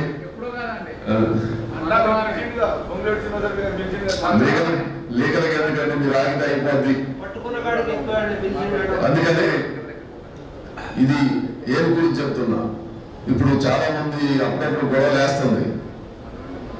ఎక్కడి నుంచి రావణపేట, ఇక్కడ నుంచి మళ్ళీ రైల్వే మార్గం కుసుమంచి మీదగా అటు సర్వేలు అయిపోయినాయి. ఈ మధ్యలో చాలా మంది రైతులకు అర్థం కావట్లా. ఏరుకూరు రేపల వాటి రైతులు చెప్తున్నారు, ఈ కొత్త గవర్నమెంట్ ఏర్పడ్డాక డిసెంబర్లో హెలికాప్టర్ కింద నుంచి పోయింది 2-3 సార్లు. అందరూ పైకి చూసి ఏంటి అసలు ఎంత కిందికి పోతుంది, మనం అందుకోవచ్చా దీన్ని ఏందనుకున్నారట. ఏంటో అసలు అనుకున్నారట. ఏంటంటే వాడు హెలికాప్టర్లో సర్వే చేసుకోండి వచ్చేసి మార్క్ పెట్టాడు జేసీబీ. అసలు జేసీబీ కట్టకపోతే గుంజేసి కాలం తీసేసిన పరిస్థితి. అంటే ఇప్పుడు ఇటు కూడా రైల్వే మార్గాలు కూడా అదే. ఇంతకుముందు భూముల మీదకి వచ్చి సర్వే చేసి పొలాలకు వచ్చితే మనకు అర్థమైంది. ఇప్పుడు పైనుంచి సర్వే చేస్తారు, వేసేస్తున్నారు. ఇటు ఇక్కడ రైల్వే వచ్చింది. మొన్న ఒకటి ఉన్న రోడ్డు సరిపోదని చెప్పి ఇప్పుడు కామంచి పేరుకాలలో ఇంకో దగ్గర వచ్చింది. అక్కడ కాశీరాజగూడ నుంచి మన కామంచి కలిపి ఒక రింగు. ఇప్పుడు ఈ రోడ్డు అంటే చూడండి ఎన్ని వైపుల నుంచి ఎన్ని రోడ్లు వస్తున్నాయి, ఎన్ని వందల వేల ఎకరాలు నిర్వాసితులు అవుతున్నారు. అందుకే మనం రోడ్డు మారమంటే వాళ్ళకు కూడా అన్యాయం చేయలేదు. మనకు నష్టం జరగకూడదు, అవతలకి మార్చమంటే వాళ్ళకు కూడా సరైనటువంటి ధర, మార్కెట్ ధర ఇవ్వాల్సినటువంటి అవసరం ఉంది. అందుకని మనం హరిబాబు గారిని నేను కోరుకున్నది, మీ అందరిని కోరుకున్నది, ఎక్కడ నిర్వాసితుడైనా అన్యాయం అయ్యేవాడు. అందుకే నిర్వాసితులు పక్షాన ఈ పోరాటం వెలుగులోకి వస్తే భవిష్యత్తులో అనేక కేసులు వేసి కొంత ఉపశమనం పొందడానికి అవకాశం ఉన్నది. హరిబాబు గారు మన జిల్లా తరఫున నిర్వాసితుల లాయర్గా గుర్తింపు రావాలి. ఎందుకంటే ఇంకొక పేరు గుర్తు చేస్తారు, అమెరికాలో చదువుకొని రచనారెడ్డి అని వచ్చింది ఆ మధ్యలో మల్లన్న సాగర్ పోరాటంలో. హైకోర్టు షేక్ చేసేసింది, స్టే వచ్చింది. అప్పుడు కూడా మల్లన్న సాగర్ దాని మీద కూడా అంటే మనం అప్పుడు జరిగేటప్పుడు చాలా మంది మనకి నిర్వాసితులు ఈ సమస్యలు అడవుతాయి అనుకుంటే ఇప్పుడు అసలు మన కిషోర్కే వచ్చి పడలేదు. వాస్తవంగా మన జిల్లాలో కూడా జరుగుతుంది. కామేపల్లి మండలం ఉంది, 539 ఎకరాలు సర్వే చేసి 10,50,000 నష్టపరిహారం ప్రకటించారు 2019లో. డబ్బులు ఏంటి మా భూమి తీసుకోమంటే అది తీసుకోవట్లేదండి. కాలువ తవ్వడానికి సీతారాం ప్రాజెక్టుకి వాళ్ళకి 2019 నుంచి రైతు బంధు కూడా ఇట్లా పంట ఎన్నికప్పుడు ఏంటని పోతే తహసీల్దార్ గారు ఏమాత్రం ఇప్పుడే మొదలైంది అంటున్నారు. వాళ్ళు ఏమన్నారు, మాకు డబ్బులు ఇచ్చి భూమి తీసుకోండి. ఇక్కడే రెడ్డి గారు కూడా మొదలుపల్లి రెడ్డి గారు వాళ్ళూరే భూమి తీసుకున్నారు. మా డబ్బులు ఇచ్చి 10,50,000 అంటే వాళ్ళ కాదు తీసుకున్నారు, మన కాదు వద్దని లేదా లాగేసుకున్నారు. చాలా దుర్మార్గంగా నడిపిస్తున్నారు వ్యవస్థని. దీన్ని మనం కొద్దిగా చైతన్యవంతమైనటువంటి జిల్లా, మనం నగరం, దీన్ని అడ్డుకోవాల్సినటువంటి అవసరం ఉంది. హరిబాబు గారు మనం పోరాటం చేసినప్పుడు అప్పటి నుంచి అంటున్నారు లేఖలు పోదాం, నేనైతే లేఖలు వేస్తానని ఏసీ కొద్దిగా మనకి ఈరోజు ఆశ కల్పించారు. ఇప్పుడే కిషోర్ అన్నాడు మనకి స్టే వచ్చింది కాబట్టి కాంట్రాక్టర్ని పిలవాలండి, రోడ్డు వేయాలంటే వాళ్ళ ప్రయత్నాలు చూడండి ఎంత నగ్నంగా తప్పులు చేస్తున్నారు. ఇప్పుడే సునీల్ గారు గుర్తు చేసిండు, మనందరం మీరు చాలా మంది రాలేదు కానీ మేమందరం ఖమ్మం నుంచి ఈ ప్రాంతం నుంచి బయలుదేరిపోయి మధురవాళ్ళతో మాట్లాడి అక్కడికి వచ్చిన ప్రతి రైతుతో చేయెత్తించి ఎన్విరాన్మెంటల్ ఆఫీసర్ వస్తే మాకు అబ్జెక్షన్ ఉంది, మా ఆరోగ్యాలకు ప్రమాదం, మా పంటలకు ప్రమాదం, మా భవిష్యత్ తరాలకు నష్టం, అందుకని ఇది ఎన్విరాన్మెంటల్ క్లియరెన్స్ ఇవ్వద్దు అని చెప్పి అందరూ చేతులెత్తి దాంట్లో వీడియో సాక్షిగా రికార్డ్ చేయించింది. రఘునాథపాలెం ఎంపీ ఆఫీస్ కాడ పెట్టారు. మళ్ళా ఆ రోజు కూడా అందరం హాజరై అదే మాట, ఏ ఒక్కరు ఏ అభిప్రాయం లేకుండా ఈ రోడ్డు వద్దు అని చెప్పి తీర్మానం చేయించాం. అయినా పైకి పోయేటప్పుడు మనం అందరం అంగీకరించినట్టే పంపిస్తారు. జేసీ గారు వచ్చాడు, కలెక్టర్ గారు కూర్చుంటాడు, ట్రైనింగ్ కలెక్టర్ గారి వేదిక మీద ఉంటాడు. మనం చెప్పలేదు పంచాయతీ సర్పంచులు దగ్గర నుంచి లెటర్లు ఇచ్చి ఇంత ఇచ్చినా కానీ వాళ్ళు చేయాల్సింది చేస్తున్నారు. అంటే రేపు కోర్టు ఆర్డర్ ఉన్నా స్టే ఉన్నా వాళ్ళు ప్రయత్నం చేస్తారు. అందుకని మనం ఫిజికల్ గా ఎక్కడికక్కడ ఇప్పుడు దాకా ఎట్లయితే అలర్ట్ గా ఉండి అడ్డుకునే ప్రయత్నం చేసినాం అది కంపల్సరీగా కొనసాగించాల్సినటువంటి అవసరం ఉంది. రెండోది ఏంటంటే ప్లాట్ లో చాలా మంది మాకు నోటీసులు రాలేదు అనుకుంటున్నారు. ఇది ఒక ఎత్తుగడ. రైతులతో మిమ్మల్ని కలవకుండా ఇప్పుడు మేము పొద్దుటూరు దగ్గర పోయినా నాయుడుగొండ నుంచి తూటుగొండ నుంచి రోడ్ ఫార్మేషన్ అవుతుంది. మీరు మదర్ దగ్గర చూసుకుంటారు, బోనకల్ క్రాస్ రోడ్డు దగ్గర నుంచి సైరం రోడ్డు అయిపోతూనే ఉంది. అంటే అటు ఇటు మొత్తం వచ్చేసరికి ప్లాట్లు అంతేగా, రోడ్డు ఎలమిటి ఎట్ట మారుంది. అందుకని ప్లాట్ మాయని మేము ప్లాట్ రోడ్డు దగ్గర నెట్టేయమంటాం. అందుకే ప్లాట్ రోడ్డు నోటీస్ ఇస్తే ప్లాట్ రోడ్డు దాదాపు 700 మంది ఉండే అవకాశం ఉంటుంది. 100 గజాలు, 200 గజాలు, 150, 300, 400 గజాలు ఉంటారు. కాబట్టి ప్లాట్ రోడ్డు జోలిపోతే ఖమ్మం నగరంలో రోజు కూడా అయింది. ఒక తూర్పుడు నుంచో 100 నుంచో ఒక రైతు రావాలంటే ఒక రోజు వస్తే రాదు. ఆయన పొలము గేదెలు రకరకాలు ప్లాట్ రోడ్డు అందరూ ఏడే ఉంటారు కాబట్టి ఒకరు కాబట్టి ఒకరు ఏడే ఉంటారు కాబట్టి రోజు కలెక్టరేట్ దగ్గర ఆర్డీఓ దగ్గర గొడవ అయింది. ఇది ఒక న్యూసెన్స్ గా గవర్నమెంట్ తలనొప్పిగా మారింది. కాబట్టి అది కాకుండా చూడాలంటే ముందు అదంతా చేసుకుని వచ్చి ఇక్కడ చేద్దామనే ఆలోచన అధికారులు టెక్నికల్ గా ఎత్తుగడగా దాన్ని వ్యవహరిస్తున్నారు. అందుకనే రాని వాళ్ళందరూ కూడా చెప్పాల్సినటువంటి అవసరం ఉంది. రేపు 11వ తారీఖు నాడు ఆర్డీఓ గారి ఆఫీస్ నుంచి కొంతమంది నోటీసులు వచ్చినాయి, మనం ఆన్సర్ చేయాలి. వచ్చిన వాళ్ళే కాకుండా అందరూ వెళ్ళి ఆర్డీఓ గారికి అది అబ్జెక్షన్ పేపర్ ఇస్తూ కలెక్టర్ గారి దగ్గర కూడా పోయి ఆ రోజు అందరూ బండ మీద కంటే నుంచి ఆడిపడి పోయి ఒక మెమోరాండం ఇచ్చి మాకు స్టే కూడా ఉంది, ఎట్టి పరిస్థితులు ఈ భూములకు రావద్దు అనే విషయాన్ని కూడా మనం తెలియజేయాల్సినటువంటి అవసరం ఉంది. దానికి మీరు అందరూ కూడా సహకరించాలా. ఎప్పటికప్పుడు మన గ్రూపుల్లో శ్రీధర్ గారు, సుధీర్ గారు వీళ్ళందరూ ప్రతాప్ రెడ్డి ఎప్పటికప్పుడు మీకు అప్డేట్ చేస్తున్నారు ఏం జరుగుతుంది ఏంటనేది. మనందరం సమిష్టిగా ఈ రోడ్డును ఆపేదాని కోసం, అలైన్మెంట్ ఆపేదాని కోసం ప్రయత్నం చేయాల్సినటువంటి అవసరం ఉంది. దానికి సహకరించాలని నవీన్ రెడ్డిని ముగింపు చేయవలసిందిగా కోరుతాము. మనం 2019లో ఈ మూవ్మెంట్ను స్టార్ట్ చేసాం. ఈ మూవ్మెంట్ స్టార్ట్ చేయడానికి ప్రారంభంలో పేపర్లో ప్రకటన వచ్చి ఈ రోడ్డు వస్తుందని కొంత సమాచారం వచ్చినప్పుడు కేవలం 3-4 మాత్రమే మనకు తెలిసిన వాళ్ళు ఈ రోడ్డు పరిధిలో భూములు పోతున్న వాళ్ళు పరిచయమయ్యారు. రఘునాథపాలెం నుంచి భద్రయ్య గారు, కామంచికల్ నుంచి ప్రతాప్ వెంకటేశ్వర గారు రోజు మాతో పాటు ఉండే మా కొలీగ్, అట్లాగే సుధీర్ గారు, మందరపు రవీంద్ర గారు అంతకుముందు రైతు సంఘంలో పనిచేసిన వాళ్ళు, ఇట్లా ఒక 4-5 కలిసి శ్రీధర్ గారు, భోజట్ల వెంకటయ్య గారు, ఇట్లా ఒక 5 కలిసి గ్రీవెన్స్ డేలో 2019లో కలెక్టర్ని కలిసి ఈ రోడ్డుని వ్యతిరేకిస్తున్నామని మొట్టమొదటి దరఖాస్తు అప్పుడు వేశాం. అప్పటి నుంచి ఇప్పటి వరకు మన మూమెంట్ గ్రామం నుంచి ఢిల్లీ గ్రీన్ ట్రిబ్యునల్ దాకా నడిచింది, ఇంకా కొనసాగుతుంది. ఈ రకమైనటువంటి పోరాటం బహుశా చాలా నేషనల్ హైవేలు మన ఖమ్మంలోంచి వచ్చినాయి, పోయినాయి, చాలా రోడ్లు వస్తున్నాయి, ఈ తెలుగు రాష్ట్రాల్లో కూడా వస్తున్నాయి. ఈ రకమైనటువంటి మూమెంట్ని ఎక్కడా జరగలేదు. ఏదైనా సందర్భం వస్తే భూమి మీదకి వచ్చినప్పుడు గొడవ చేయడం, ఆ కాసేపు హడావుడి జరగడం, తర్వాత ఎవరి పని వాళ్ళు చూసుకొని రైతులు నెట్టేసి పోయి రోడ్లు వేసుకునే సందర్భాలే తప్ప ఈ రకమైన పద్ధతిలో ఒక పక్క ప్రజా పోరాటాలు ఇక్కడ ఫీల్డ్ మీద ఎదుర్కోవడం, మరో పక్క లీగల్గా ఎదుర్కోవడం, ఇక్కడ ఏమేమి లోసుకులు ఉన్నాయి వాళ్ళు చేసేటువంటి దాంట్లో చట్టంలో మనం ఎట్లాంటివి చేయాలనేది చేస్తున్నటువంటి ఈ ఉద్యమం ఖచ్చితంగా ఈ జిల్లా భవిష్యత్తు పోరాటాలకి ఒక చిరునామాగా నిలుస్తుందని మాత్రం మీ అందరికీ చెప్పగలుగుతున్నాను. చాలా దారుణంగా మన పట్ల వ్యవహరిస్తున్నారు. మన ఖమ్మం పట్టణంలో ఉన్నటువంటి అల్లిపురంలో ఇదే దేవరపల్లి నేషనల్ హైవే వెళ్తే 46 లక్షల రూపాయల పరిహారం ఎకరానికి చొప్పున కేటాయిస్తే 2024 సంవత్సరంలో రఘునాథపాలెం వెంకటాయపాలెం దగ్గరలో 30 లక్షలు 35 లక్షలు ఇవ్వటం అంటే ఇంతకంటే రైతుల నుంచి దోచుకోవటం ఇంకోటి ఉండదు. ఇది జిల్లా మంత్రులు ఆలోచించాలి. ఎక్కడో ఇచ్చింది కాదు. మనం గతంలో అమృత్సర్ దగ్గర, పంజాబ్లోని అమృత్సర్ దగ్గర నేషనల్ హైవే పోతే అక్కడ 4 కోట్ల రూపాయల పరిహారం ఇచ్చారు. ఆ పరిహారం లెటర్ కాపీ తెప్పించడం కోసం కూడా కొంత ట్రై చేశారు. రాంబాబు గారు జేఎన్యూలో చదువుకున్నప్పుడు వాళ్ళ రూమ్మేట్ ఇప్పుడు పంజాబ్లో ఎంపీగా గెలిచాడు. ఆయన గారి దగ్గర కొంత ప్రయత్నం జరుగుతుంది. సార్ ఆధార వ్యవస్థ అవి కూడా వీరికి కొంత లీగల్గా పోవడానికి కొంత ప్రయత్నం చేయడానికి కూడా మనకు అవకాశం ఉంటుంది.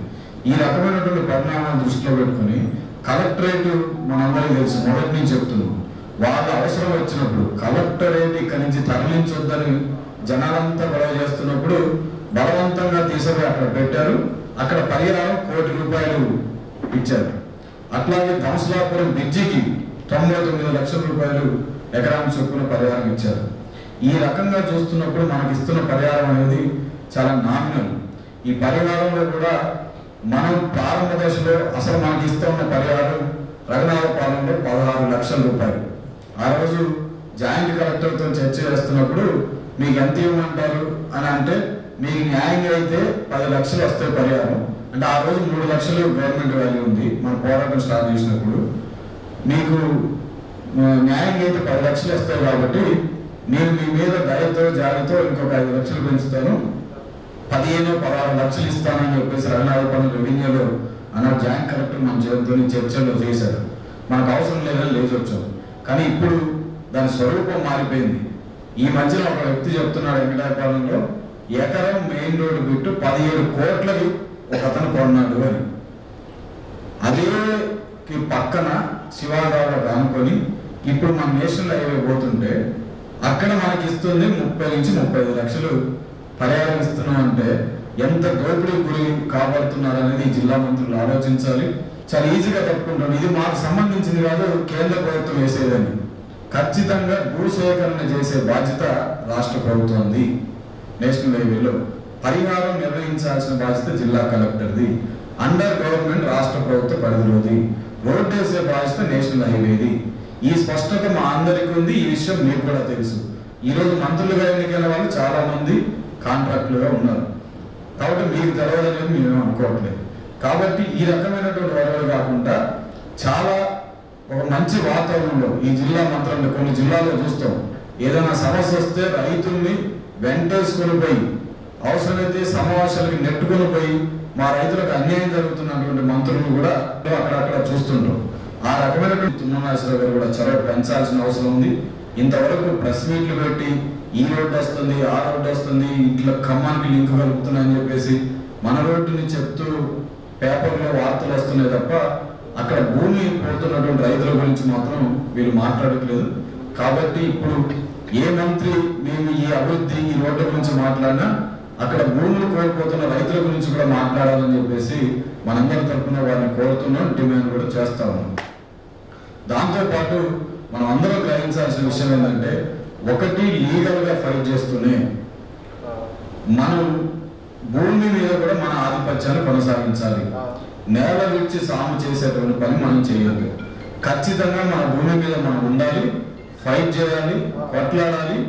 ఆ రకమైనటువంటి స్ట్రగుల్ నేచర్ మనం ఇక్కడ ఉంటేనే రేపు మనం ఈ భూమిని మనం చేయజాలనుకుంటూ ఉంటేనే రేపు లీగల్గా కూడా అక్కడ వారు ఫైట్ చేయడానికి ఆ రకమైన భరోసా ఉంటుందనే విషయాన్ని కూడా మనం గమనించాలి.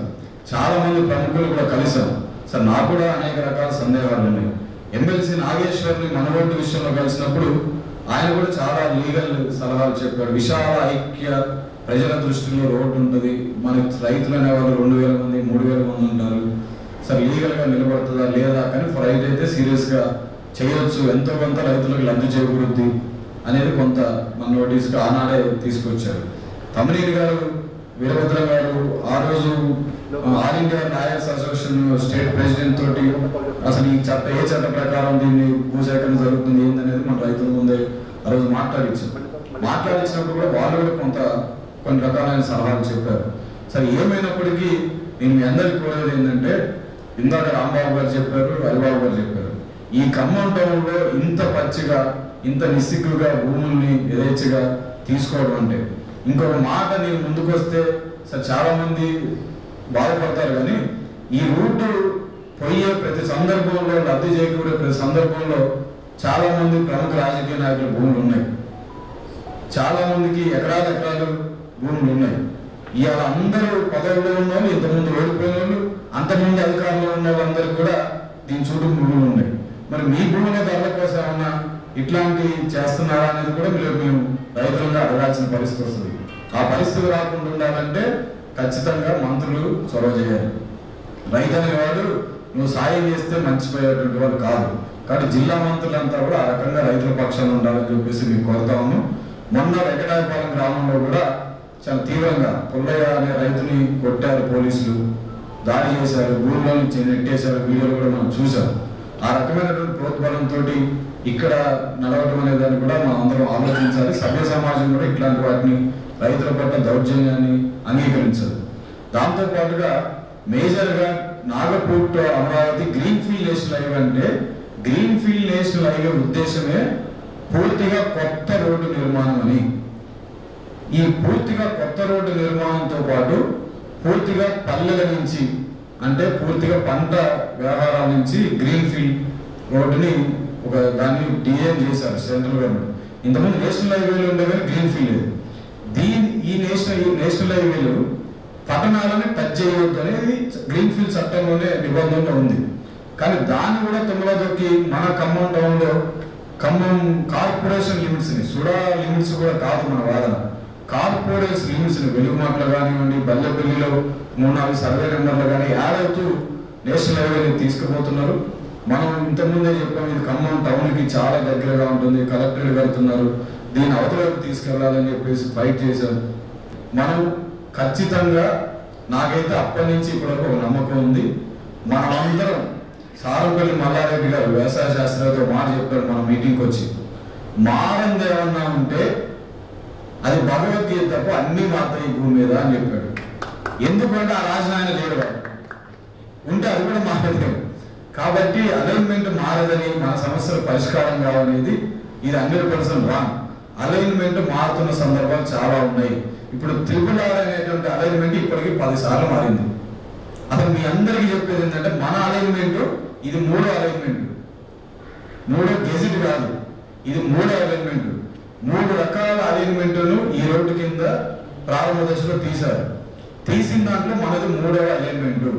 మొదటిసారి తీసినప్పుడు చింతగుర్తి గణేష్ నగర్ దగ్గర కొంత ఫారెస్ట్ ల్యాండ్ తగిలింది. మనకు అనిపించచ్చు ఇక్కడ 6 కిలోమీటర్ల ఫారెస్ట్ ల్యాండ్ అని, కానీ అక్కడ ఫారెస్ట్ ఉంది. చాలా మంది ఆ ఏరియా తెలిసిన వాళ్ళు ఉంటారు. ఫారెస్ట్ ల్యాండ్ జరిగింది. అది ఫారెస్ట్ భూమి మీద పోతే ఇంకో చోట కేటాయించాలని కొంచెం దగ్గరికి వచ్చారు. ఫారెస్ట్ లేదు కానీ ఫారెస్ట్ ల్యాండ్ ఉంది అక్కడ. ఆ నుంచి కొంత ముందుకు వచ్చి తనికెళ్ళ దగ్గర నుంచి గణేశ్వరము తనికెళ్ళ మధ్య నుంచి ఒక అలైన్మెంట్ సర్వే జరిగింది. అది మంచుకొండ, నియర్గా మంచుకొండ దాకా ఆ సర్వే ఉంది. అది నేషనల్ హైవే వాళ్ళు చెప్పింది ఏంటంటే, గ్రీన్ ఫీల్డ్ హైవే అనేది స్ట్రైట్ గా ఉండాలి, షార్ట్ కట్ లో ఉండాలి, ముఖ్య ఎట్లా ఉందంటే ఇట్లా చుట్టూ అన్నట్టు కాకుండా ఉండకూడదని అన్న పద్ధతులు ఏం చేశారంటే దాన్ని 3వ అలైన్మెంట్ కింద మన ఖమ్మం పట్టణం దగ్గర నుంచి తీసుకొచ్చారు. అంటే మన రోడ్లోనే 3 అలైన్మెంట్ మారినప్పుడు ఇది కూడా మారదని మనం అసలు ఎందుకు అనుకోవాలి? కాకపోతే ఇది మారటం మారకపోవడం అనేది మన ఐక్యతను బట్టి ఉంటుంది. దీన్ని మనం అందరం అర్థం చేసుకున్నప్పుడే దీని యొక్క సారాంశం అర్థమవుతుందనే విషయాన్ని మనందరికీ తెలియజేస్తున్నాను. ఒక విశాలమైనటువంటి ఉద్యమం రూపొందించే దానికోసం మనం అందరం కంకణబద్ధులుగా ఉండాలని, ఆ రకమైనటువంటి పోరాటంలో మీతో పాటు మేము కూడా అందరం ఉంటామని తెలియజేస్తూ ధన్యవాదాలు. ఈనాటి సభకు అధ్యక్షుడు నారాయణ శ్రీజయ్ గారికి, అదే ముఖ్య అతిథి హరిబాబు గారికి, మరియు స్టేజ్ మిత్రులకు, ఇక్కడికి వచ్చినటువంటి రైతులందరికీ, పార్టీ అధికారులకి అందరికీ నా ఉద్యోగ నమస్కారాలు. మనం 2019 నుంచి అంటే ఇప్పుడు 4 సంవత్సరాలు చిల్లర అవుతుంది. అప్పటి నుంచి కూడా మనం పోరాటం చేస్తూనే ఉన్నాం. మనం ఫస్ట్ రోజు కలెక్టర్ మీటింగ్లో మాట్లాడే రోజు కలెక్టర్ గారు ఏమన్నారంటే 23,000 రూపాయలు మీకు 23 లక్షల రూపాయలు మీకు నష్టపరిహారం రైతులు జరుగుతుంది, మీరు అవి తీసుకొని సంతోషంగా ల్యాండ్ చెప్పండి ఆనాడు చెప్పారు. ఆనాటికి ఈనాటికి 4 సంవత్సరాలు అయిపోయిన తర్వాత కూడా ఈనాడు మనకి మిగులు రావాల్సింది కూడా లోపలికి వెళ్ళిపోయింది. మనకి 15 లక్షలకు వచ్చినాం. ఆనాడు 23 లక్షలు చెప్తున్నాం. ఆయన విడుదల కూడా చెప్పారు. సత్తుపల్లి వాళ్ళకి అక్కడ 23 లక్షలు ఇస్తున్నాం, ఆ రీతి వేగిస్తాం అని మనందరి ముందు ఇప్పుడు మన ఇందులో చాలా మంది నాకు కలెక్టర్ మాటలు ఆనాడు చెప్పడం జరిగింది. కానీ ఈనాడు ఆ పరిస్థితి లేదు. ఇప్పుడు ప్రస్తుతానికి అయితే మనం నా ఉద్దేశం చెప్తాను మీకు ఏమైనా మన మంత్రి గారిని వెళ్తున్నాం అయిపోయింది. ఇంకా 2 మంత్రులు ఉన్నారు, వాళ్ళిద్దరిని కూడా కావాలి. ఎందుకంటే వాళ్ళిద్దరికి కూడా ఉన్నాయి ఇక్కడ ఖమ్మం నుండి అటు మధ్యలో ఉంది. మధ్యలో ఎమ్మెల్యే మంత్రి, ఖమ్మం ఎమ్మెల్యే మంత్రి, ఈ 3 మంత్రులు కలిసి మనం అసలు ఏంటంటే మన చెప్పకూడదు, తప్పది చెప్తూ తప్పది, వాళ్ళు ఏం చెప్తున్నారు మనం ఆలోచించాల్సిన అవసరం ఉంది. వాళ్ళ 3 కూడా కలిసి మనం ఎంతకైనా ప్రయత్నం చేయడం ఒకసారి మీకు అవసరం. ఈ ఉద్యమానికి ముఖ్యంగా మాట చెప్పాలంటే భద్రయ్య గారు సరే అనారోగ్య కారణంగా రాలేకపోయింది. కానీ భద్రయ్య గారు, నాగల శ్రీధర్ గారు, సునీల్ గారు, ఇంకా ముఖ్యులు వెంకటేశ్వరు, నవీన్ గారు కూడా దీనికి ఫస్ట్ సహకరించారు. రాంబాబు గారు మాత్రం మధ్యలో వెంకటయ్యారు. వీరందరూ వచ్చి ఉద్యమాన్ని చేసుకొచ్చారు. కానీ ఈనాడు మనం దీన్ని చేయడానికి మన ప్రజలకు చాలా మంది ఉన్నారు.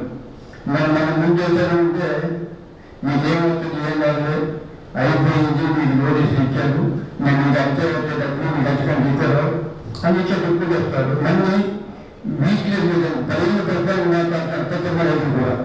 కానీ వాళ్ళ పరిస్థితి అనేది వాళ్ళు ఇంకొకటి వాళ్ళు కూడా సార్ ఆలోచించుకోవాలి. ఎందుకంటే ఈ రోజు పోయిన తర్వాత అప్పుడు 3 దారిలో 2 దారులు మనమే ఇబ్బంది పడితే వాళ్ళందరినీ ఇబ్బంది పడాలి. మనమైనా కొన్ని లక్షలు జీతం బయట చేస్తారు, కానీ వాళ్ళకి అసలు దానిలాగా వాళ్ళ కొన్ని దిక్కులాగా 2 ఎక్కువ పరిస్థితి అవుతుంది. అందుకోసం అందరూ కూడా సహకరించి వాళ్ళకి మనకి ఉపయోగపడే సహకరించాల్సిన కోరుతూ రికార్డ్ చేయించి